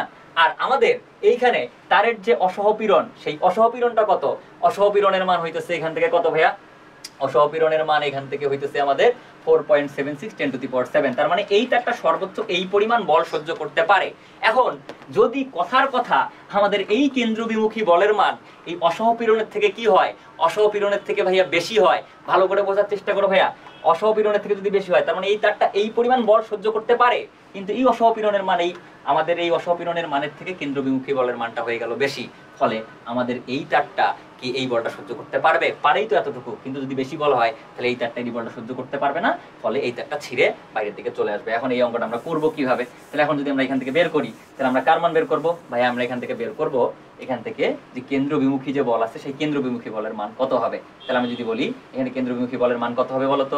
m omega square r, as you know that। এখন বলতো আমরা কত কেজি ভরের বস্তু ঝুলাইছিলাম? 2 কেজি ভরের একটা বস্তু ঝুলাই। আচ্ছা, তাহলে এই ভরটাকে আমরা ঝুলাই দিছি 2 কেজি এবং ওমেগার মান কত ছিল? 4 রেডিয়ান পার সেকেন্ড। তার মানে 4 এর উপর স্কয়ার। আর এখানে আমাদের যে r আছে এবং আদি দৈর্ঘ্যের সমান ব্যাসার্ধ বিশিষ্ট বৃত্তাকার পথে আমরা কিন্তু তারে ঘোরাইতেছি। আদি দৈর্ঘ্য কত ছিল? আদি দৈর্ঘ্য ছিল 2, মানে তারের দৈর্ঘ্যটাই আমরা এভাবে তারে ঘোরাইতেছিলাম কি বরাবর বলতো? আমাদের যে অনুভূমিক তল আছে সেই অনুভূমিক তল বরাবর ঘোরাইতেছিলাম। তাহলে এখান থেকে আমাদের যে ভ্যালুটা আসবে এফসিপি, এই এফসিপি এর যে মানটা পাবো, তাহলে এফসিপি এর মানটা আমরা এখান থেকে বের করব। আর এই যে কেন্দ্রবিমুখী বল যেটা আছে, তাহলে এই কেন্দ্রবিমুখী বলের মান যদি আমাদের কার থেকে বেশি কম হয় বলতো ভাইয়া? আমাদের যে অসহপীড়ন আছে সেই অসহপীড়নের থেকে যদি কম বেশি হয়, বলো বুঝতে পারছো কিনা? তাহলে এই বস্তু কি হয়ে যাবে বলতো? এই বস্তু কিন্তু ছিঁড়ে যাবে। তাহলে আশা করি বুঝতে পারছো। তাহলে এখন আমরা এখান থেকে কি বের করলাম? আমরা এখান থেকে কেন্দ্রবিমুখী বলটা বের করলাম, যে বলটা থেকে বাইরের দিকে ছিটকাচ্ছে। এখন বলতো আমাদের অসহপীড়ন, যে কোনো পীড়নের সূত্র কি বলো? অসহপীড়নের ক্ষেত্রে যে কোনো পীড়নের সূত্র হলো আমাদের F/A। একটু আগে আমরা বলছি F/A, তাহলে আমরা বলতে পারি P = F/A। এখন বলতো এই অসহপীড়নের জন্য একটা অসহবল কিন্তু তার উপরে প্রযুক্ত হয়েছে, যে বলের কারণে কোনো একটা স্থিতিস্থাপক বস্তু ছিঁড়ে যায়, আর লোড নিতে পারে না, সেটাকে আমরা কি বলি? অসহবল। তাহলে F সমান কি বলা যায় ভাইয়া বলতো? P × A। তাহলে P এর মান তো দেওয়াই আছে, আর এর মান কত? এর মান তোমরা জানো, এই যে ক্ষেত্রফল, বুঝতে পারছো? তাহলে এই ক্ষেত্রফল দেওয়া আছে, তাহলে P এর মান কত? তাহলে এই P এর মান হলো 4.76 ইনটু কত ভাইয়া? 10 to the power 7, 10 to the পাওয়ার 7। আর এর মান হলো 1 ইনটু 10 টু দি পাওয়ার কত ভাইয়া? -6। ঠিক আছে, 1 মিলিমিটার স্কয়ারকে মিটার বানাইলাম। তাহলে এটাই হলো আমাদের অসহবল। আর এই অসহবলের মান যদি কি হয় ভাইয়া বলেন তো? অসহবলের মান যদি আমাদের কেন্দ্রবিমুখী বলের মানের থেকে বেশি হয়, মানে অসহবলটার থেকে কেন্দ্রবিমুখী বলটা বেশি, ফলে এই বলটা সে লোড নিতে পারবে না, বস্তুটা যাবে ছিঁড়ে। তাহলে আশা করি বুঝতে পারছো। তাহলে তোমরা যদি অঙ্ক করো, অঙ্ক করে দেখবা যে এই যে ফোর্সটা আসবে আমাদের কেন্দ্রবিমুখী বল, এই কেন্দ্রবিমুখী বলের মানটা আমাদের অসহবলের থেকে অবশ্যই কি হবে? বেশি হবে। বেশি হইলেই বস্তুটা ছিঁড়ে যাবে। তাহলে আশা করি এই সিকিউটাও তোমরা বুঝতে পেরেছো। এবার আমরা আমাদের পরের সিকিউতে চলে যাই। তাহলে কি বের করতে বলছে? তাহলে এখান থেকে ঘ নাম্বার প্রশ্নটা একটু আগে আলোচনা করি। দেখো তো ঘ নাম্বার প্রশ্নে কি বের করতে বলছে? ঘ নাম্বার প্রশ্নে তোমার বের করতে বলছে যে কোন তারটি দিয়ে অপেক্ষাকৃত বেশি শক্তিশালী স্প্রিং তৈরি করা যাবে। এবার বলেন তো ভাইয়া, তাহলে কোন জিনিসটা দিয়ে আমরা বেশি শক্তিশালী স্প্রিং বানাইতে পারবো? যে উপাদানের বা যে তারের ইয়ং এর গুণাঙ্কের মান বেশি হবে। তোমরা সবাই জানো যে তারের ইয়ং এর গুণাঙ্কের মান যত বেশি হবে সেই তারটা হবে তত বেশি ভাইয়া স্থিতিস্থাপক। আর স্থিতিস্থাপক বস্তুগুলা কি করে রে ভাইয়া? স্থিতিস্থাপক বস্তুগুলা কি করে? তার আকারের পরিবর্তনকে বাধা দেয়। তার মানে যে যত বেশি স্থিতিস্থাপক সে তার আকারের পরিবর্তনকে তত কি করবে? আকারের পরিবর্তন করতে গেলে তত বেশি বাধা দিবে। সে সহজে তার আকারের পরিবর্তন করতে চাইবে না। বুঝতে পারছো? তাহলে এখন বলো তো, তাহলে কোনটা দিয়ে আমি শক্তিশালী স্প্রিং বানাইতে পারবো? তাহলে যার ওয়াই এর মান বেশি হবে, কারণ যার ওয়াই এর মান বেশি হবে সে তত বেশি শক্তিশালী, সে সহজে তার আকারের পরিবর্তন করতে চাইবে না, ফলে সে তত শক্তিশালী স্প্রিং তৈরি করে দিবে। তাহলে বলেন এই অঙ্ক কি আবার করাই দিতে হবে রে ভাইয়া? এখন নিজেরাই পারবি বল। তাহলে এখান থেকে কি কি দেওয়া আছে দেখতো। এখান থেকে দেওয়া আছে যে প্রথম তারের ক্ষেত্রে দৈর্ঘ্যের মান দেওয়া আছে, বলো। তাহলে প্রথম তারের ক্ষেত্রে দৈর্ঘ্যের মান দেওয়া আছে, আদি দৈর্ঘ্য ক্যাপিটাল এল দেওয়া আছে, ব্যাস দেওয়া থাকলে ব্যাসার্ধ বের করতে পারবা, প্রযুক্ত বল দেওয়া আছে, দৈর্ঘ্যের প্রসারণ দেওয়া আছে, আরামসে পানির মতো সমাধান করে ফেলতে পারবা। তোমরা জানো আমরা যদি প্রথম তারটার ক্ষেত্রেই দেখাই যে ওয়াই এ তারের ক্ষেত্রে, আমি একটা শুধু দেখাই দিচ্ছি, ওয়াই এ সমান কি লেখা যাবে? F A into capital A divide by A A into small L A. ঠিক আছে, এখন এই এফ এর ভ্যালুটা কত বলেন? আমরা প্রথম তারটাতে কত বল প্রয়োগ করছিলাম? 5 নিউটন, এবং এটার আদি দৈর্ঘ্য কত ছিল? 1.60, এবং ক্ষেত্রফলের মান কত ছিল? ব্যাস যেহেতু দেওয়া আছে, ব্যাস দেওয়া আছে 1 মিলিমিটার, তার মানে এখানে ক্ষেত্রফল কত হবে? পাই আর স্কয়ার। তাহলে পাই আর এর মান কত হবে? ব্যাস 1 মিলিমিটার হইলে ব্যাসার্ধ হবে 0.5, 10⁻³ দিয়ে স্কয়ার করে দিলাম, এখান থেকে মিটার বানাই ফেললাম। আর এল এর মান, তার যে দৈর্ঘ্য বৃদ্ধি, সেই দৈর্ঘ্য বৃদ্ধি কয় মিলিমিটার? 14 মিলিমিটার। তাহলে 14 × 10⁻³ তাহলে এই যে আমরা প্রথম তারের ইয়ং এর গুণাঙ্ক পাইলাম। আর প্রথম তারের যদি ইয়ং এর গুণাঙ্ক পেয়ে যাই, এই সেম টু সেম ভাবে আমরা কোন তারের ভাইয়া? আমরা দ্বিতীয় তারের ইয়ং এর গুণাঙ্ক বের করব। আর দ্বিতীয় তারের ইয়ং এর গুণাঙ্ক যদি বের করি, তাহলে দুইটার তুলনা করব, কম্পারিজন করব, কোনটা বেশি আর কোনটা কম। যেটার ইয়ং এর গুণাঙ্ক বেশি হবে সেই তারটা কিন্তু বেশি স্থিতিস্থাপক হবে, আর যেটা বেশি স্থিতিস্থাপক সেটা দিয়ে কিন্তু আমরা বেশি শক্তিশালী স্প্রিং বানাতে সক্ষম হব। কারণ বেশি স্থিতিস্থাপক বস্তুগুলাই কিন্তু তার দৈর্ঘ্যের পরিবর্তনের ক্ষেত্রে বেশি বেশি বাধা দেয়, তার পীড়নের মান কিন্তু বেশি বেশি হয়। তাহলে আশা করি এতটুকু বুঝতে পারছো ওয়াইবি কেমনে বের করবা, আশা করি এতটুকু বুঝতে পারছি। এবার কি বলছে? গ নাম্বার প্রশ্ন বলছে যে বল প্রয়োগে এ তারের ব্যাস কতটুকু হ্রাস পাবে এটা নির্ণয় করো। তো ভাইয়া এখানে আমাদের যে জিনিসটা দরকার সেটা হলো পয়সনের অনুপাত, পয়সনস রেশিও। এই জিনিসটা আমাদের একটু জানা দরকার। What is Poisson's ratio? পয়সনের অনুপাত কি? তো দেখো তো ভাইয়া, আমরা যখন কোনো একটা স্থিতিস্থাপক বস্তুকে টানবো, আমরা যদি একটা তারের কথাই বলি, তোমরা বাসায় পরীক্ষা করে দেখতে পারো, তোমরা যে কোনো একটা স্থিতিস্থাপক বস্তু নিতে পারো, যেমন একটা রাবার নিতে পারো। এবার যদি আমি একটা রাবারকে টান দিতে থাকি, তাহলে ভাইয়া বলেন তো, একটা রাবারকে যদি আমি টান দেই, তাহলে টান দিলে এটা যত লম্বা হবে, লম্বা হওয়ার পাশাপাশি ভাইয়া আপনারা দেখবেন এটা কিন্তু চিকনও হবে। কেন হবে ভাইয়া? তুমি যখন এই তারটাকে লম্বা করলা, লম্বা করার পরে তার দৈর্ঘ্য বেড়ে গেল। এখন দৈর্ঘ্য যদি বেড়ে যায় ভাইয়া বলেন তো, আগের আয়তন আর পরের আয়তন কি রাখতে হবে? সমান। আর আয়তন সমান রাখতে গেলে ভাইয়া যদি দৈর্ঘ্য বেড়ে যায়, তাহলে ক্ষেত্রফলটা অটোমেটিক্যালি কমে যাবে, ফলে তার হয়ে যাবে চিকন। তার মানে এই যে আমাদের যদি তার থাকে, তাহলে বলেন তো এই তারটা ধরে নেন আগে ছিল এই যে এরকম, আগে ছিল মোটা, ঠিক আছে, কিন্তু দৈর্ঘ্য ছিল ছোট। এখন তারটাকে আমি যখন টানলাম, তখন তারটা হয়ে গেল চিকন, কিন্তু হয়ে গেল কি বলেন তো, আগের থেকে লম্বা। এখন বলেন তো ভাইয়া, এর কয় ধরনের বিকৃতি হয়েছে ভাইয়া? এই তারটার কিন্তু 2 ধরনের বিকৃতি হয়েছে। একটা হলো ভাইয়া এর দৈর্ঘ্যটা বেড়ে গেছে, দৈর্ঘ্যেরও পরিবর্তন হয়েছে, তার পাশাপাশি এর যে ব্যাস বা ব্যাসার্ধ, সেই ব্যাসার্ধেরও কিন্তু পরিবর্তন হয়েছে। দেখো তারটা যদি চিকন হয়ে যায়, তাহলে ধরো আগের ক্ষেত্রফল ছিল এতটুকু, চিকন হয়ে গেলে তার ক্ষেত্রফল কি হয়ে যাবে? কমে যাবে। বলো বুঝতে পারছো কিনা? তাহলে তার কয় ধরনের বিকৃতি হয়েছে? 2 ধরনের বিকৃতি। 1 দৈর্ঘ্য বিকৃতি, 2 পার্শ্ব বিকৃতি। পার্শ্বটা কি হয়েছে? মোটা থেকে চিকন হয়েছে। দৈর্ঘ্যটা কি হয়েছে? ছোট থেকে বড় হয়েছে ভাইয়া। তাহলে এই যে 2টা বিকৃতি, একটা হলো পার্শ্ব বিকৃতি আর একটা হলো দৈর্ঘ্য বিকৃতি। এই পার্শ্ব বিকৃতি আর দৈর্ঘ্য বিকৃতির যে অনুপাত ভাইজান, সেটাকে আমরা বলতেছি পয়সনস রেশিও বা পয়সনের অনুপাত। বলো। অনেক ফাস্ট হয়ে যাচ্ছে, কি বলতে অনেক ফাস্ট হয়ে যাচ্ছে, বুঝতেছি না। ফাস্ট হয়ে যাচ্ছে? আচ্ছা 9টা 10 পর্যন্ত নেন, সমস্যা। আমি দেখতেছি, তোমরা একটু জানাও আমাকে কোনো সমস্যা কিনা। আচ্ছা ঠিক আছে, তাহলে তোমরা একটু জানাও কোনো সমস্যা হচ্ছে কিনা।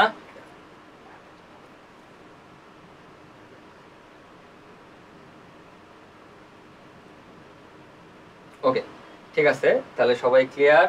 ওকে আচ্ছা ঠিক আছে, তাহলে আমরা আমাদের পরের আলাপ আলোচনাতে যাই।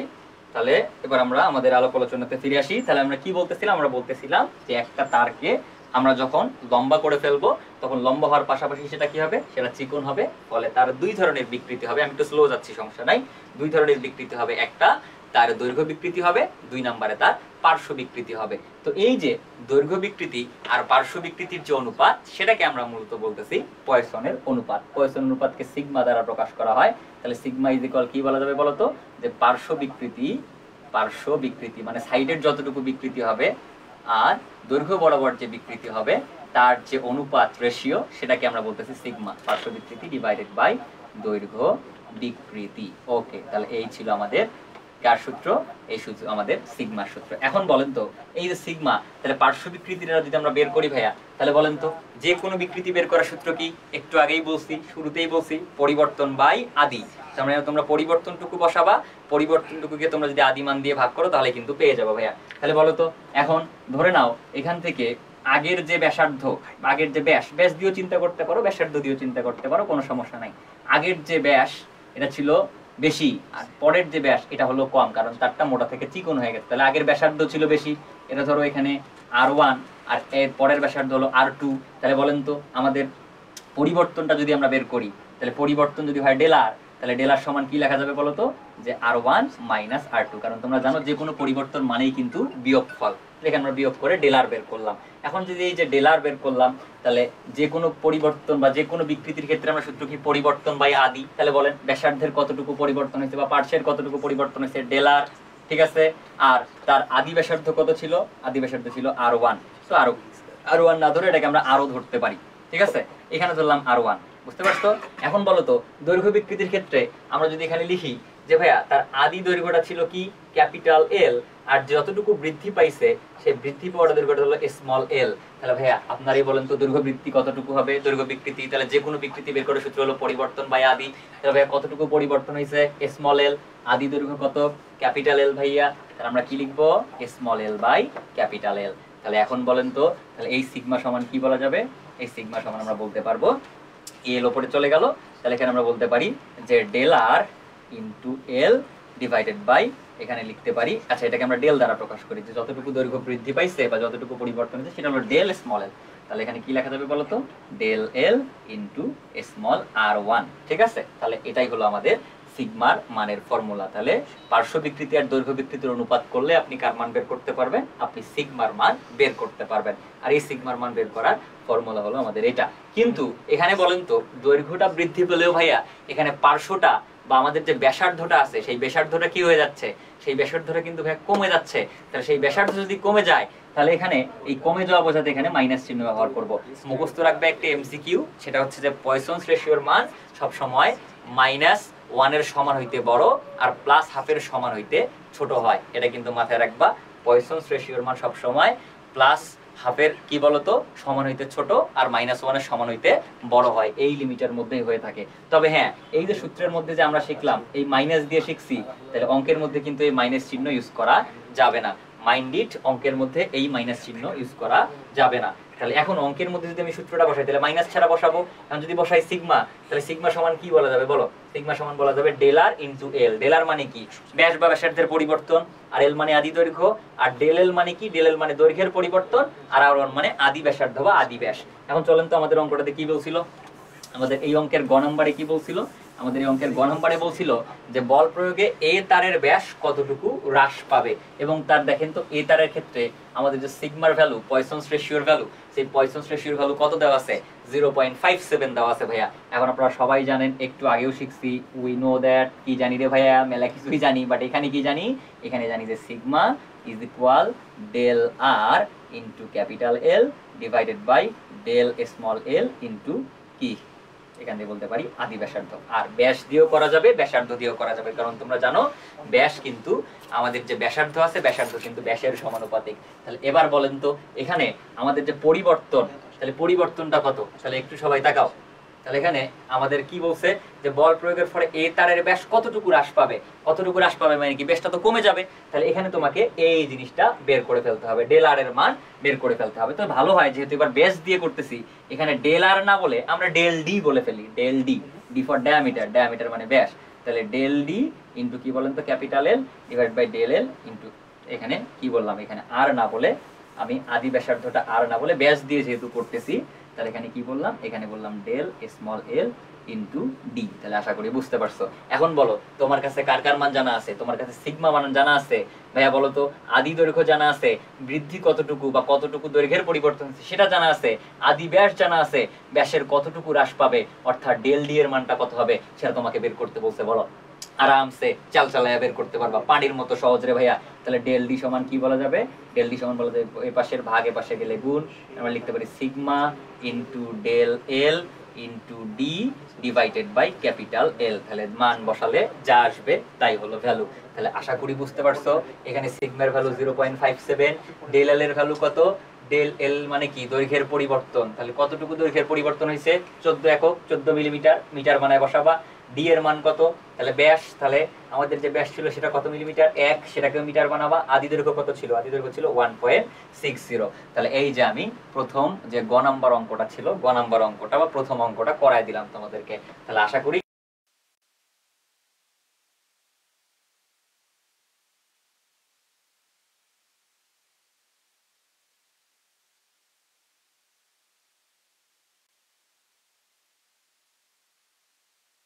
কি দেখতেছি এখান থেকে।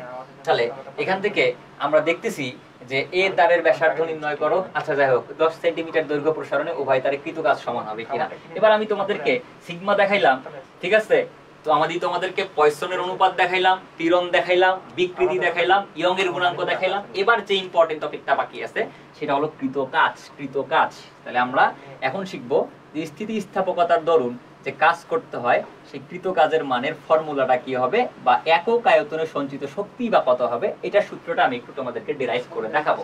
তো ভাইয়া বলো তো, এই যে আমার যদি এই স্প্রিংটা একটি স্থিতিস্থাপক বস্তু হয়, এটা নিয়েও আমি একটু আগে আলাপ আলোচনা করে ফেলছি তোমাদের সাথে। তাহলে এই যে স্থিতিস্থাপক বস্তু, এখন দেখেন তো ভাইয়া এই স্থিতিস্থাপক বস্তুটাকে আমি যদি বল প্রয়োগ করি, এখন দেখেন তো আমি এই স্থিতিস্থাপক বস্তুটাকে বল প্রয়োগ করে 3 সেন্টিমিটার বৃদ্ধি করতে চাই, তাহলে আমাকে যে পরিমাণ বলে নিচের দিকে টেনে ধরা লাগবে, এই স্থিতিস্থাপক বস্তুটাকেই যদি আমি টেনে 10 সেন্টিমিটার প্রসারিত করতে চাই বা বেশি পরিমাণে প্রসারিত করতে চাই, তাহলে ওই বলে টেনে ধরলে হবে না বেশি বলে টেনে ধরলে হবে? তাহলে অবশ্যই তোমাকে বেশি বলে টেনে ধরা লাগবে। ভাইয়া খুবই কমন সেন্স, একটা রাবার, তোমার হাতের হাতে থাকা একটা রাবারকে তোমরা যত বেশি প্রসারিত করতে চাইবা তত বেশি বল তোমাকে প্রয়োগ করতে হবে, যত কম প্রসারিত করতে চাবা তত কম বল প্রয়োগ করতে হবে। এই জন্য তো হুকের সূত্রে আসছিল স্থিতিস্থাপক সীমার মধ্যে পীড়ন বিকৃতির সমানুপাতিক। তার মানে আমরা কি বলতে পারি, আমরা বলতে পারি যে একটা তারকে যদি প্রসারিত করতে হয় তাহলে এই বলের মান কিন্তু কার উপর ডিপেন্ড করতেছে, সরণের মানের উপর। যে যত বেশি সরণ চাচ্ছেন তত বেশি বল প্রয়োগ করতে হচ্ছে, যত কম সরণ চাচ্ছেন তত কম বল প্রয়োগ করতে হচ্ছে। তার মানে এই বলগুলো হলো কি বল, পরিবর্তনশীল বল। তোমরা সবাই জানো যে বলটা সরণের মানের উপর নির্ভর করে তাদেরকে বলা হয় পরিবর্তনশীল বল। আর যদি আমাদের কাজের যদি কাজের সূত্র আমরা চিন্তা করি, যে কাজের সূত্র হলো Fs cos θ, তোমরা সবাই জানো যদি পরিবর্তনশীল বল দ্বারা কাজ বের করি আর সেখানে যদি অ্যাঙ্গেলের কোনো চেঞ্জ না হয় তাহলে কাজের সূত্র কি হবে, W is equal, ধরো এখানে একটা তার আছে, এই তারটাকে আমরা টেনে লম্বা করতেছি, সবাই একটু তাকাবা। তাহলে এই তারটাকে আমরা টেনে লম্বা করছি বা বল প্রয়োগের ফলে এটার প্রসারণ ঘটাচ্ছি। এখন কতটুকু প্রসারণ ঘটাচ্ছি, এটার প্রসারণ করতেছি আমাদের স্মল এল পরিমাণ, আর আদি দৈর্ঘ্য হলো ক্যাপিটাল এল। এখন ভাইয়া বলেন তো, এখানে আমরা যদি এই এ ক্ষেত্রফলের মধ্যে আমরা এফ বল প্রয়োগ করে এই তারটাকে প্রসারিত করে থাকি, তাহলে ডাব্লিউ ইজ ইকুয়াল কি হবে বলেন? তাহলে আমরা একটা তারকে টেনে টেনে এই জিরো অবস্থান থেকে আমি তার যেহেতু এল পরিমাণ বৃদ্ধি করছি, তাহলে ভাই আমার আদি অবস্থান জিরো হয়, তাহলে বাড়তে বাড়তে আমি তার কত পর্যন্ত বৃদ্ধি করছি, স্মল এল পর্যন্ত। তাহলে আমার যে কাজের লিমিট আসবে সেই কাজের লিমিট কত হবে, 0 to L। বুঝতে পারছো? কারণ আমরা 0 থেকে L পর্যন্ত প্রসারিত করছি, এই প্রসারিত করতে যে কতটুকু কাজ করতে হয়েছে ততটুকু কাজের মান আমি বের করতে চাই।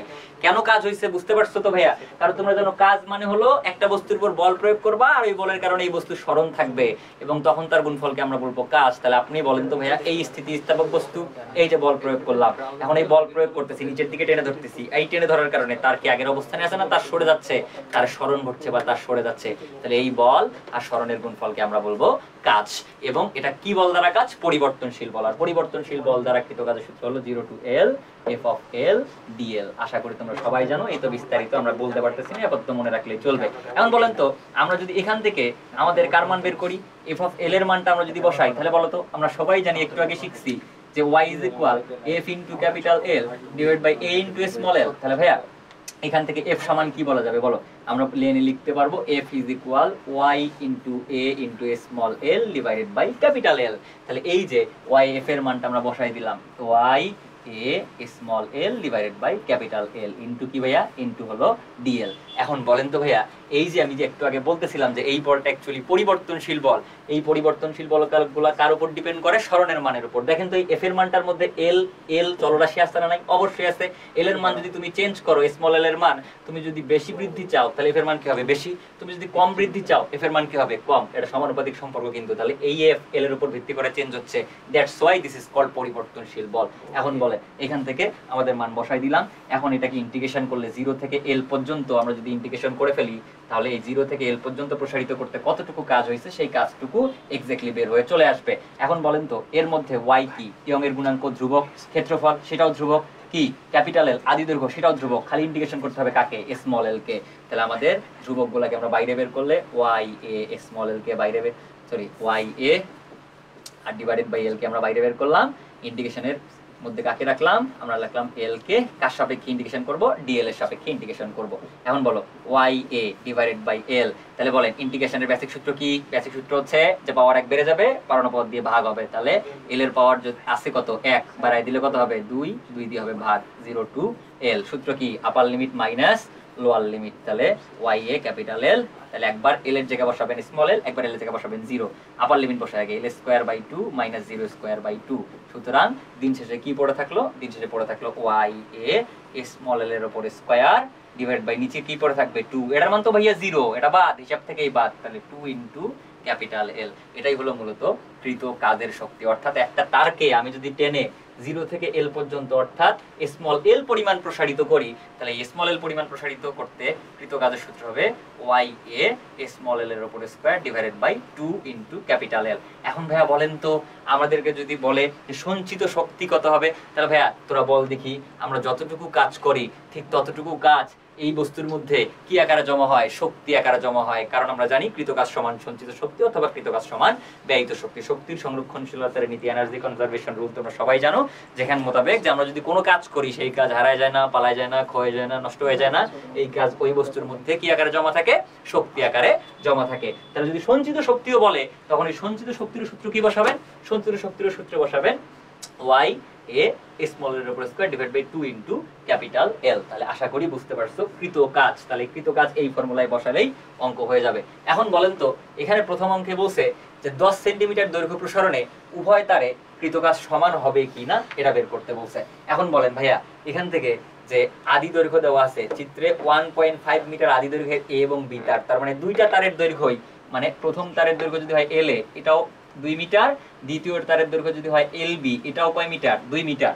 এবং বলছে একই উপাদানের তার। তোমরা সবাই জানো উপাদান যদি একটা হয় তাহলে ভাইয়া ইয়ং এর গুণাঙ্ক কি হবে? একটাই হবে। কারণ তোমরা জানো ইয়ং এর গুণাঙ্ক কিন্তু পদার্থের উপাদানের বৈশিষ্ট্য। যদি উপাদান চেঞ্জ না করো তাহলে ইয়ং এর গুণাঙ্কের মান কিন্তু কখনো চেঞ্জ হবে না। তাহলে ওয়াই এর মান দুইজনের ক্ষেত্রেই সেম। তাহলে এ এবং বি দুটি একই উপাদানের তার, ফলে আমাদের দুইজনের ক্ষেত্রে ইয়ং এর গুণাঙ্কের কমন মান কত?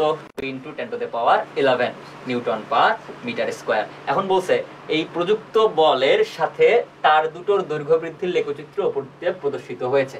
তাহলে বলো এখানে যে দেখাইছি, তাহলে বলেন তো ভাইয়া এখানে দেখাইতেছি যে প্রথম তারের ক্ষেত্রে আমরা 15 নিউটন, দেখো এই তারের ক্ষেত্রে আমরা কত নিউটন বল প্রয়োগ করছি? 15 নিউটন। আর 15 নিউটনের কারণে সে কয় সেন্টিমিটার বৃদ্ধি পাইছে? 2 সেন্টিমিটার। পরের তারটা বা বি তারটার ক্ষেত্রে আমরা কত নিউটন বল প্রয়োগ করছি? 7 নিউটন, এবং সেটা কয় সেন্টিমিটার বৃদ্ধি পাইছে? 2 centimetre.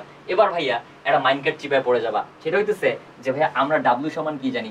y a small L এর উপর square divide by 2 into capital L. দেখো দুইটারই স্মল এল তুমি জানো, দুইটারই স্মল এল জানো, কিন্তু এখান থেকে জানো না কার মান ভাইয়া? জানো না কিন্তু a এর ভ্যালু। দেখো তুমি কিন্তু এই তারের যে ক্রস সেকশন এরিয়া বা ক্ষেত্রফল, সেই ক্ষেত্রফলের ভ্যালুটা কত সেটা কিন্তু জানো না। y এর মান জানা আছে, আদি দৈর্ঘ্য জানা আছে, a মিসিং। তাহলে বাবা এই সূত্র দিয়ে অঙ্ক করতে গেলে কিন্তু মাইন্ডকাট চিপায় পড়ে যাবি, অঙ্ক মিলবে না শেষ পর্যন্ত। এখন এই সূত্রকে আমরা একটু প্লাস্টিক সার্জারি করে এর চেহারাটা একটু বদলাই দিব।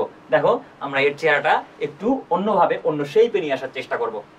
তো ভাইয়া একটু দেখেন এই যে এখন যে অঙ্কটা করাচ্ছি এই অঙ্কটা শুধু এই জায়গাতে না, বুয়েট ভর্তি পরীক্ষাতে মোটামুটি 3 বার রুয়েট কুয়েট চুয়েট সহ বেশ কয়েকবার ইউনিভার্সিটিতে, বিভিন্ন ইউনিভার্সিটিতে, ঢাকা ইউনিভার্সিটি বলো, ইঞ্জিনিয়ারিং ইউনিভার্সিটি বলো, সব জায়গাতে আসছিল। কারণ এটা স্বাভাবিক সূত্র দিয়ে বা নর্মাল যে সূত্রটা আমরা ডেরাইভ করে বের করলাম সেটা দিয়ে হয় না। তো এই সূত্রটাকে একটু চেঞ্জ করব। তো ভাইয়া বলেন তো কাজের সূত্র তো এটা, তাই না? তো একটু আগে বলো তো ইয়ং এর গুণাঙ্কের সূত্র কি পাইছিলাম? y a। তাহলে ইয়ং এর গুণাঙ্কের সূত্র ছিল y = f * capital L / a * small l। এখন বলো তো এখান থেকে আমি যদি f এর মানটা বের করি তাহলে f ইজ ইকুয়াল কি বলা যাবে y into a into small l divided by capital L। এবার এটার চেহারাটাকে একটু সাজায় লিখবো আমি। ভাইয়া দেখেন তো এখান থেকে w সমান কি লেখা যায় y a, বুঝতে পারলা? এই তো 2 আছে নিচে, তো এটাকে আমি এভাবে লিখলাম, হাফ আকারে লিখলাম। অবশ্যই আমার কবিরা গুণ হবে না, এভাবে লেখা যাবে, কোনো সমস্যা নাই। এবার বলেন y a small l divided by capital L। এখন বলেন উপরে কয়টা স্মল l ছিল? 2টা, তার উপরে একটা স্মল l লিখে দিলাম। এখন ভাইয়া বলো তো এভাবে যদি আমি লিখি তোমরা কি খুব মাইন্ড করবা? মাইন্ড করার কোনো জায়গা নেই, কারণ দেখো দিন শেষে মানের কোনো পরিবর্তন হয় নাই। দেখেন y a স্মল l উপর square divide by 2 into capital L আছে, দেখো স্মল l গুণ হয়ে স্মল l উপর স্কয়ারই থেকে যাচ্ছে। এখন বলো তো ভাইয়া এইখানে এইটুক পার্টকে আমরা কি বলতে পারি? দেখো তো অনেক চেনা চেনা লাগে না? তবু হচ্ছে না, বলেন তো এইটুককে কি বলা যায়? y a small l divide by capital কে বলা যায় প্রযুক্ত বল F। তার মানে আমরা w কে এভাবেও লিখতে পারি হাফ ইনটু FL। দেখ কৃত কাজ বের করার আরেকটা সূত্র চিপা চাপা দিয়ে মনে রাখবা ভাইয়া, w is equal half into FL, half into FL। তাহলে একটা বস্তুর উপর যদি আমরা বল প্রয়োগ করি আর ওই বলের কারণে এই বস্তু যদি স্মল f পরিমাণ সরণ হয়, স্মল l পরিমাণ, তাহলে তার ক্ষেত্রে কৃত কাজ বের করার সূত্র হলো হাফ ইনটু FL। মাঝে মাঝে দেখবা কোনো পদার্থের ইয়ং এর গুণাঙ্কের মান মিসিং আছে, যেমন এই অঙ্কটাতে এর মান মিসিং, a মিসিং থাকতে পারে, y মিসিং থাকতে পারে। তার মানে তখনই তোরে বুঝতে হবে যে এখানে গোড়ায় গন্ডগোল আছে, আমাদের নরমাল সূত্র দিয়ে অঙ্ক করা যাবে না। তখন আমাদের এই সূত্রটা বের করে ফেলবো, আমরা এই সূত্র দিয়ে ঠাস করে অঙ্ক করে ফেলবো। তাহলে এবার বলো তো আমরা যদি এখান থেকে অঙ্কটা করেই ফেলি, তাহলে আমাদের এখান থেকে তার প্রথম তারের ক্ষেত্রে আমি যদি বলি যে প্রথম তারটার ক্ষেত্রে কাজ, তাহলে বলো w অফ a যদি বের করি, তাহলে w অফ f কিন্তু কি হবে বলো তো? Half into fa into la। আর দ্বিতীয় তারের ক্ষেত্রে কাজ কি হবে? wb ইজ ইকুয়াল কি লেখা যাবে? Half into FB into LB। বলো আরামসে চাল চালায় এখন অঙ্ক করতে পারবা, সবকিছুর মান জানা। দেখো প্রথম তারটার 15 নিউটন বল প্রয়োগের ফলে দৈর্ঘ্য বৃদ্ধি কয় সেন্টিমিটার? 2, তাহলে হাফ ইনটু 15 ইনটু 2 সেন্টিমিটার মানে 2 ইনটু 10 টু দি পাওয়ার -2। আর পরের তারটার ক্ষেত্রে দেখো তো ভাইয়া, পরের তারটার ক্ষেত্রে 7 নিউটন বলের কারণেই কিন্তু 2 সেন্টিমিটার সরণ, 2 ইনটু 10 টু দি পাওয়ার -2। বলো বুঝতে পারছো কিনা? এই জায়গাটা অবশ্যই অবশ্যই মাথায় রাখতে হবে। তাহলে দুইটা তারের ক্ষেত্রে কৃত কাজ বের হয়ে চলে আসলো। আর এটার ক্ষেত্রে যে গ নাম্বার অঙ্কটা দিছিল, সে গ নাম্বার অঙ্কটা কি দিছিল বলো তো? গ নাম্বার অঙ্কে বলছিল এ তারের ব্যাসার্ধ নির্ণয় করো। এ ভাইয়া এ তারের ব্যাসার্ধ বের করা যাবে না? এ তারের ব্যাসার্ধ কিন্তু পানির মতো সহজ বের করা যাবে, কারণ তুমি জানো গ নাম্বার অঙ্কটা যদি আমি একটু তোমাকে দেখাই, দেখো আমি যদি সংক্ষেপে তোমাকে গ নাম্বার বের করার দেখার চেষ্টা করি, তাহলে এখান থেকে তো আশা করি এতটুকু বুঝতে পারছো তোমরা। আশা করি তোমাদের কারো কোনো ধরনের কোনো সমস্যা নাই। এই সূত্র থেকে এই সূত্র কিভাবে নাজিল হইলো আশা করি বুঝতে পারছো। ওটা নিয়ে কারো কোনো ধরনের কোনো সমস্যা না থাকারই কথা। তোমরা আরেকবার দরকার হলে ভিডিওটা যখন ক্লাস শেষ হবে আরেকবার দেখে নিবা, বা ইউটিউব চ্যানেলে যখন আপলোড হবে আমাদের ব্যাটলস অফ ডাইনামিক্স, এখান থেকে দেখে ফেলবা। এবার চলো আমরা আমাদের পরে এ তারের ব্যাসার্ধ যে গ নাম্বার ম্যাথটা ছিল এটা নিয়ে একটু কথাবার্তা বলবো। তো ভাইয়া এ তারের ইয়ং এর গুণাঙ্ক জানো, y ইজ ইকুয়াল কি f into capital L divide by a into small l। এখন বলেন তো a সমান কি বলা যায় রে ভাইয়া? পাই আর স্কয়ার, ছোট বাচ্চাও বুঝে। তাহলে এখান থেকে বলো তো, তাহলে a সমান যদি আমি লিখি তাহলে কি লিখতে পারবো? y এর জায়গায় a চলে গেল, দুইটাকে এ পাশের ভাগ কে পাশে নিয়ে যাও গুণ, এ পাশের গুণ কে পাশে নিয়ে দাও ভাগ, তাহলে ক্যাপিটাল L ডিভাইডেড বাই কি y ইনটু স্মল l। এবার বলেন a সমান কি বলা যায়? পাই আর স্কয়ার, তোমরা সবাই জানো f into capital L divide by a into small l। বলেন এখান থেকে আর বের করতে বলছে না, এ পাশের গুণ কে পাশে লাথি মেরে পাঠায় দেন, ভাগ হয়ে যাবে, আর স্কয়ার সমান লেখা যাবে f into capital L divided by divided by y into small l, y into small l, f into capital L divide by y into small l। এ পাশের স্কয়ার এ পাশে এসে হয়ে গেল রুট। দেখেন প্রত্যেকটা মান আপনার জানা আছে, প্রত্যেকটা মান যদি জানা থাকে আপনি আরামসে কিন্তু এ তারের কি বের করতে পারবেন? ব্যাসার্ধ বের করতে পারবেন। এখানে f এর মান কত? আমরা প্রথম তারটার ক্ষেত্রে কতটুকু বল প্রয়োগ করতেছিলাম? প্রথম তারটার ক্ষেত্রে 15 নিউটন বল প্রয়োগ করতেছিলাম, আর 15 নিউটন এবং তার আদি দৈর্ঘ্য কত ছিল? তার আদি দৈর্ঘ্য ছিল 1.5 মিটার। দেখো 1.5, আর এখান থেকে এখানে পাই আছে, একটা পাই আসবে এখানে চলে পাই, তাহলে y এর মান হলো 2 ইনটু 10 টু দি পাওয়ার 11। তার যে দৈর্ঘ্য বৃদ্ধি, সেই দৈর্ঘ্য বৃদ্ধিটা কয় centimetre? 2 centimetre, 2 into 10 to the power -2। আর আমাদের পাইয়ের ভ্যালু তো তোমরা সবাই জানো 3.1416, সেই বিখ্যাত মান। তাহলে দেখো প্রত্যেকটা জিনিস আমরা বসাই দিলাম, এখান থেকে আমাদের আর বের হয়ে যাবে। তাহলে আশা করি কৃত কাজ, ইয়ং এর গুণাঙ্ক, তারের ব্যাসার্ধ, এই টাইপের অঙ্ক আসলে তোমরা আরামসে সমাধান করতে পারবে। এবং যে অঙ্কগুলো দেখালাম বিশেষ, তাহলে যে অঙ্কগুলো দেখালাম এই টাইপের অঙ্কই কিন্তু পরীক্ষায় থাকার পসিবিলিটি 100%। আমি যে অঙ্কগুলো দেখাইছি এগুলো পরীক্ষায় থাকার পসিবিলিটি 100%। যেমন পরের অঙ্কটা যদি তোমাদেরকে দেখাই, বলো এখান থেকে কি বের করতে বলছে? তাহলে সুমন আমি পরের অঙ্কগুলো করাবো না, খালি একটু আলাপ আলোচনা করে দিয়ে যাবো, তোমরা ঠাস ঠাস করে ফেলবা এবং গ্রুপে অবশ্যই অবশ্যই নোট আপলোড দিবা। তোমাদেরকে বলে দিলাম এই যেগুলো তোমাদের হোমওয়ার্ক, এগুলো হোমওয়ার্ক কারণ এগুলো আমি অঙ্ক নিয়েছি পরেরগুলা আগেরগুলার মতো করে, ঠিক আছে? তাহলে আগের কয়েকটা পারলে, এই 3-4টা অঙ্ক পারলে পরেরগুলো তোরা ইজিলি পেরে যাবি। বল কি বলছে? সুমন 2 বর্গ মিলিমিটার প্রস্থচ্ছেদ, তার মানে এর মান দেওয়া আছে 2 মিলিমিটার স্কয়ার। এত ক্ষেত্রফলে 9 মিটার দীর্ঘ, 9 মিটার দীর্ঘ একটা তার, তার মানে আমাদের এর মান দেওয়া আছে 2 মিলিমিটার স্কয়ার এবং এই তারের আদি দৈর্ঘ্য কত? আদি দৈর্ঘ্য হতো 9 মিটার। এখন বলছে এইরকম একটা তার নিয়ে নিচের প্রান্তে 12 কেজি ভর ঝোলাইছে, তার মানে এম এর মান কত কেজি ভাইয়া? 12 কেজি। তাহলে এই তারের মধ্যে আমরা যদি একটা বস্তুকে এইভাবে ঝোলাই দিই, তাহলে এই বস্তুর ভর কত কেজি? 12 কেজি, ঠিক আছে? তাহলে এখন বলেন তো 12 কেজি বস্তুর ভর ঝুলিয়ে দিলে এতে তারের দৈর্ঘ্য বৃদ্ধি ঘটলো, তাহলে দৈর্ঘ্য বৃদ্ধি কতটুকু ঘটছে? আদি দৈর্ঘ্যের কত পার্সেন্ট? 0.001%। তার মানে আমাদের যে স্মল এল আছে, এই স্মল হলো ক্যাপিটাল এল এর কত পার্সেন্ট? 0.001%। পার্সেন্ট মানে কতর জন্য রে ভাইয়া? 100 এর জন্য। তার মানে আমরা যদি বলি যে আদি দৈর্ঘ্য যদি হয় 100 একক, আদি দৈর্ঘ্য যদি হয় 100 মিটার, তাহলে তার বৃদ্ধিটুকু কত হবে? 0.001 মিটার, খুবই কম। এবার বলছি স্ফটিক ইয়ংয়ের গুণাঙ্ক এত। এবার পানির মতো অঙ্ক সমাধান করতে পারবা। বলছে কি? উদ্দীপকের তারের উপর প্রযুক্ত পীড়ন বের করো। এরে ভাইয়া পীড়ন বের করার সূত্র কি রে ভাইয়া? আমরা সবাই জানি F * L / A * small l, y এর ফর্মুলা। বলো পীড়ন মানে কি? F/A বের করতে হবে। তাহলে F/A সমান কি লেখা যায়? y * small l / L। y এর মান জানা আছে। y এর মান কত? y এর মান এখানে কত দেওয়া আছে? 2 * 10^10, যদিও 10 না, আসলে এটা 11 হবে, মিসিং হয়ে গেছে হয়তো সামহাউ। তাহলে স্মল এল এর ভ্যালু কত? স্মল এল এর ভ্যালু দেখো আদি দৈর্ঘ্যের কত পার্সেন্ট? 0.001%। তো আমি কি বলছিলাম প্রথম অঙ্কটার ক্ষেত্রেই, যে যদি কখনো ভাইয়া পার্সেন্ট দিয়ে দেওয়া থাকে তাহলে কিন্তু এটা মনে রাখবি যে আদি দৈর্ঘ্যটা যদি তোরা 100 বসাই, তাহলে বৃদ্ধিটুকু কত হবে? বৃদ্ধিটুকু হবে আমাদের 0.001। তাহলে 100 এর জন্য না, 100 এর জন্য হিসাব করতে হবে। তাহলে আশা করি এতটুকু তোমরা বুঝতে পেরেছো। এতটুকু নিয়ে তোমাদের কারো কোনো ধরনের কোনো সমস্যা নাই। তাহলে এখানে মানগুলো বসাই দিবা, বসাই দিলে আমাদের যে ভ্যালু আসবে সেটা হলো পীড়নের মান। এখন বলছে যে উদ্দীপকে সুমনের ব্যবহৃত তারটি ইস্পাত ছিল কিনা গাণিতিকভাবে যাচাই করো। তাহলে কি বলছে? উদ্দীপকে সুমনের ব্যবহৃত তারটি ইস্পাত ছিল কিনা যাচাই করে দেখাও। এখন বলো তো ভাইয়া, ও আচ্ছা, এখানে আমাদের এই যে সুমন যে তারটা নিল, তাহলে সেই সুমনের যে তারটা ছিল সেই তারের ইয়ংয়ের গুণাঙ্কের মান যদি ইস্পাতের ইয়ংয়ের গুণাঙ্কের মানের সমান হয়, তাহলে কি হবে বলতো? তাহলে যেটা হবে সেটা হবে আমাদের যে তারটা কি ছিল? আমাদের তারটা ছিল ইস্পাতের। তবে হ্যাঁ, এখান থেকে যে পীড়নটা বের করতে বলছে, এই পীড়নের জন্য আমার মনে হয় না এখান থেকে আলাদা করে এই F/A বের করার দরকার আছে। আমরা একটু গ নম্বর অঙ্কটাকে আরেকবার একটু মডিফাই করব, আরেকবার একটু রিভাইন্ড করব। আমি ঠিক দেখা যাচ্ছে কিনা একটু দেখি।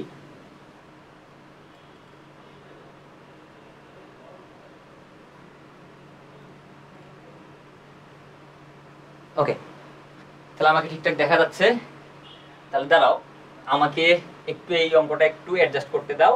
আমাদের এই অঙ্কটাতে একটু ঝামেলা আছে, সেটা হলো আমি এখানে দেখি নাই। তোমাদের এই অঙ্কটা ঘ নাম্বারের জন্য যে ডাটাটা আছে তার ক্ষেত্রে আমরা এটা এইভাবে ব্যবহার করব। গ নাম্বার অঙ্কটা আরো সহজভাবে বের করা যাবে। দেখেন ভাইয়া, গ নাম্বার অঙ্কটা বের করার সূত্র কি? যে পীড়ন বের করতে বলছে, তাই না? তো পীড়ন মানে কি বলতো? পীড়ন মানে হলো F/A। তাহলে আমরা যদি বলি যে পীড়ন, তাহলে পীড়ন বের করতে বলছে, তাই তো? তাহলে পীড়ন সমান কি লেখা যাবে ভাইয়া? গ নম্বর অঙ্কটা আমি আরেকবার দেখাচ্ছি, দেখো পীড়ন = F/A। এখন বলো F সমান কি লেখা যাবে ভাইয়া বলো তো? এখানে আমরা জানি যে যে ভরটা ঝোলাবো সেই ভরটাকে পৃথিবী যত বলে আকর্ষণ করবে সেটা হবে কার মান বলো তো? F সমান mg এর মান বা mg এর ভ্যালু। তাহলে এখানে আমরা বসাবো mg/A। আর m এর মান তোমরা সবাই জানো, কয় কেজি ভরের বস্তু ঝোলাইছিলাম? আমরা ঝোলাইছিলাম এখান থেকে কয় কেজি ভরের বস্তু? 12 কেজি ভরের বস্তু ইনটু 9.8। আর এর মান কত বলো? ডাইরেক্ট দেওয়া আছে কিন্তু। এর মান কত?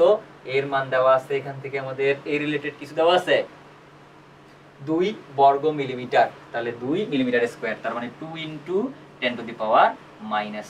বুঝতে পারছো? তাহলে যা আসবে তাই হলো প্রথম অঙ্কের বা গ নাম্বার অঙ্কের পীড়নের মান। এবার উদ্দীপকে সুমন ব্যবহৃত তারটি, সুমনের ব্যবহৃত তারটি ইস্পাত ছিল কিনা যাচাই করো। ভাই এটা যদি যাচাই করতে বলছে কেমনে করা যাবে রে ভাইয়া? খুব সিম্পল। এই যে তারটা আছে সেই তারটার কিসের গুণাঙ্ক নির্ণয় করবা? ইয়ং এর গুণাঙ্ক নির্ণয় করবা। আর এই ইয়ং এর গুণাঙ্কের মান যদি ইস্পাতের ইয়ং এর গুণাঙ্কের মানে সমান হয়, তাহলে ব্যবহৃত তারটা হবে কি? ইস্পাতের, না হলে ইস্পাতের হবে না। কারণ তোমরা জানো ইয়ং এর গুণাঙ্ক সবসময় পদার্থের উপাদানের বৈশিষ্ট্য। উপাদান যদি চেঞ্জ না হয় তাহলে ইয়ং এর গুণাঙ্কের মানের কোনো চেঞ্জ হবে না। ইস্পাতের ইয়ং এর যে গুণাঙ্ক আছে ইয়ংস মডুলাস, সেটা সবসময় কিন্তু ফিক্সড ভ্যালু। ঠিক আছে? তাহলে আশা করি এটা পারবা। এবার যে পরের প্রশ্নটা আছে, তাহলে এই পরের প্রশ্নটার ক্ষেত্রে তাহলে এই যে খেলু একটা জায়গা আমি তোমাদেরকে দেখাবো। তাহলে দেখো তো উদ্দীপকের প্রথম তারটির একক আয়তনের সঞ্চিত স্থিতিস্থাপক শক্তি বের করো। এতক্ষণ আমি তোমাদেরকে দেখাইছি কৃতকাজ, এতক্ষণ আমি তোমাদেরকে দেখাইছি সঞ্চিত শক্তি, এখন তোমাদেরকে দেখাবো একক আয়তনের সঞ্চিত শক্তি। তো ভাইয়া বলো তো, আমরা সবাই জানি যে ভাইয়া এই যদি একটা তার হয় তাহলে এই তারের তাহলে আদি দৈর্ঘ্য ছিল ধরেন ক্যাপিটাল এল, এবং তারটাকে টানার ফলে এই তারের দৈর্ঘ্য বৃদ্ধি সেটা হলো স্মল এল, এবং এই তারের যে ক্রস সেকশন এরিয়া সেটা হলো এ। আমরা টানছিলাম কত বলে, এফ বলে টান দিছিলাম। তাহলে যদি দিয়ে থাকি তাহলে বলেন তো এখন আমরা এই তারের ক্ষেত্রে কৃতকাজের সূত্র কি জানি? কৃতকাজের সূত্র হলো বা সঞ্চিত শক্তি সূত্র হলো কি? তাহলে ওয়াই এ স্মল এল এর উপর square divided by 2 into capital L, এটা হলো সঞ্চিত শক্তি। তাহলে এই সঞ্চিত শক্তিটা কতটুকু বলেন তো? পুরা বস্তুর মধ্যে সঞ্চিত শক্তি না ভাইয়া? এখন আপনাকে বলছে একক আয়তনে সঞ্চিত শক্তি বাইর করো। তো একক আয়তনে যদি সঞ্চিত শক্তি বের করতে হয় তাহলে আমি যদি খালি এই মোট সঞ্চিত শক্তিটাকে মোট আয়তন দ্বারা ভাগ করি তাহলে কি বের করতে পারবো? একক আয়তনের সঞ্চিত শক্তি বের করতে পারবো। খুব সিম্পল, একক আয়তন হওয়ার কারণে মোট আয়তন দ্বারা কি হবে? ভাগ হবে। এখন তোরাই বলতো, তাহলে মোট আয়তন যদি হয় তাহলে আমি যদি বলি একক আয়তনের সঞ্চিত শক্তি হলো ডাব্লিউ ড্যাশ, ঠিক আছে?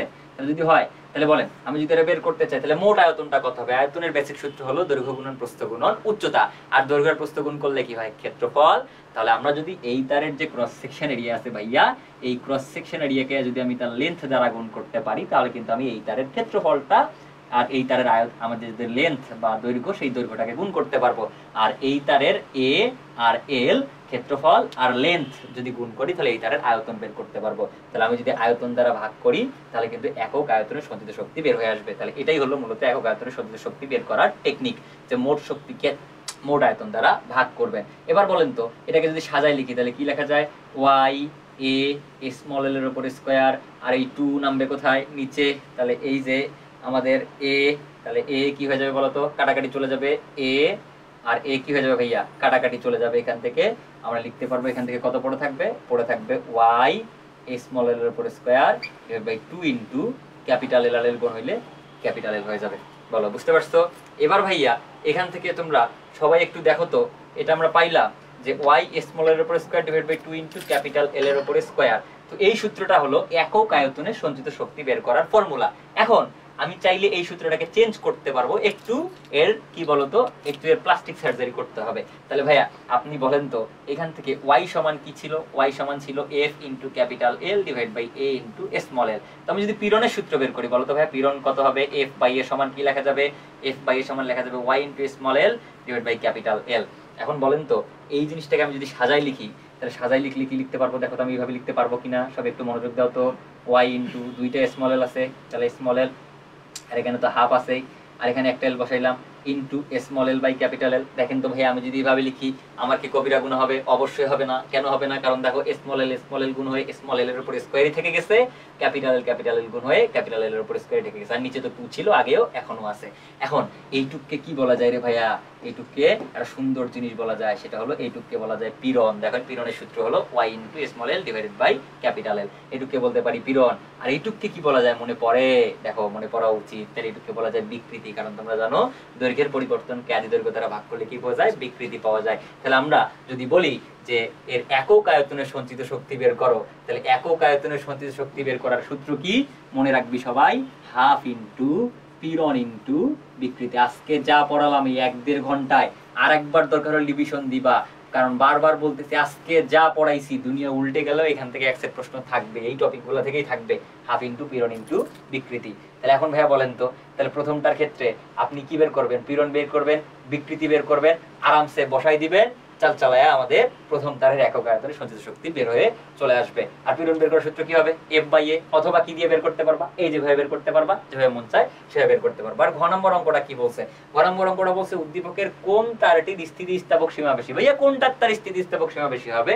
যেটা ইয়ংয়ের গুণাঙ্ক বেশি, তার মানে আমাদের ইয়ংস মডুলাস একটু চিন্তা করলেই বা ইয়ংস মডুলাস বের করলেই কিন্তু এখান থেকে আমাদের মান চলে আসবে, অথবা দুইটা তুলনা করে দেখাবা। তো এই অঙ্কটা তোমরা একটু করে আপলোড দিয়ে দিবা, আশা করি বুঝতে পারছো। তাহলে আজকে আমরা এই পর্যন্তই সিকিউ রাখলাম। আগামী কালকের ক্লাসে বা আগামী ক্লাসে আমরা এমসিকিউ নিয়ে হাজির হয়ে যাব। এই চ্যাপ্টারের এমসিকিউ গুলো একটু রিভাইজ করে যাব, তার পাশাপাশি ভর্তি পরীক্ষায় আসা বিভিন্ন সময়ের প্রশ্নগুলো আমি একটু আলাপ আলোচনা করে দিয়ে যাবো যতটুকু পারা যায়। সবাই ভালো থাকো, সুস্থ থাকো, আল্লাহ হাফেজ।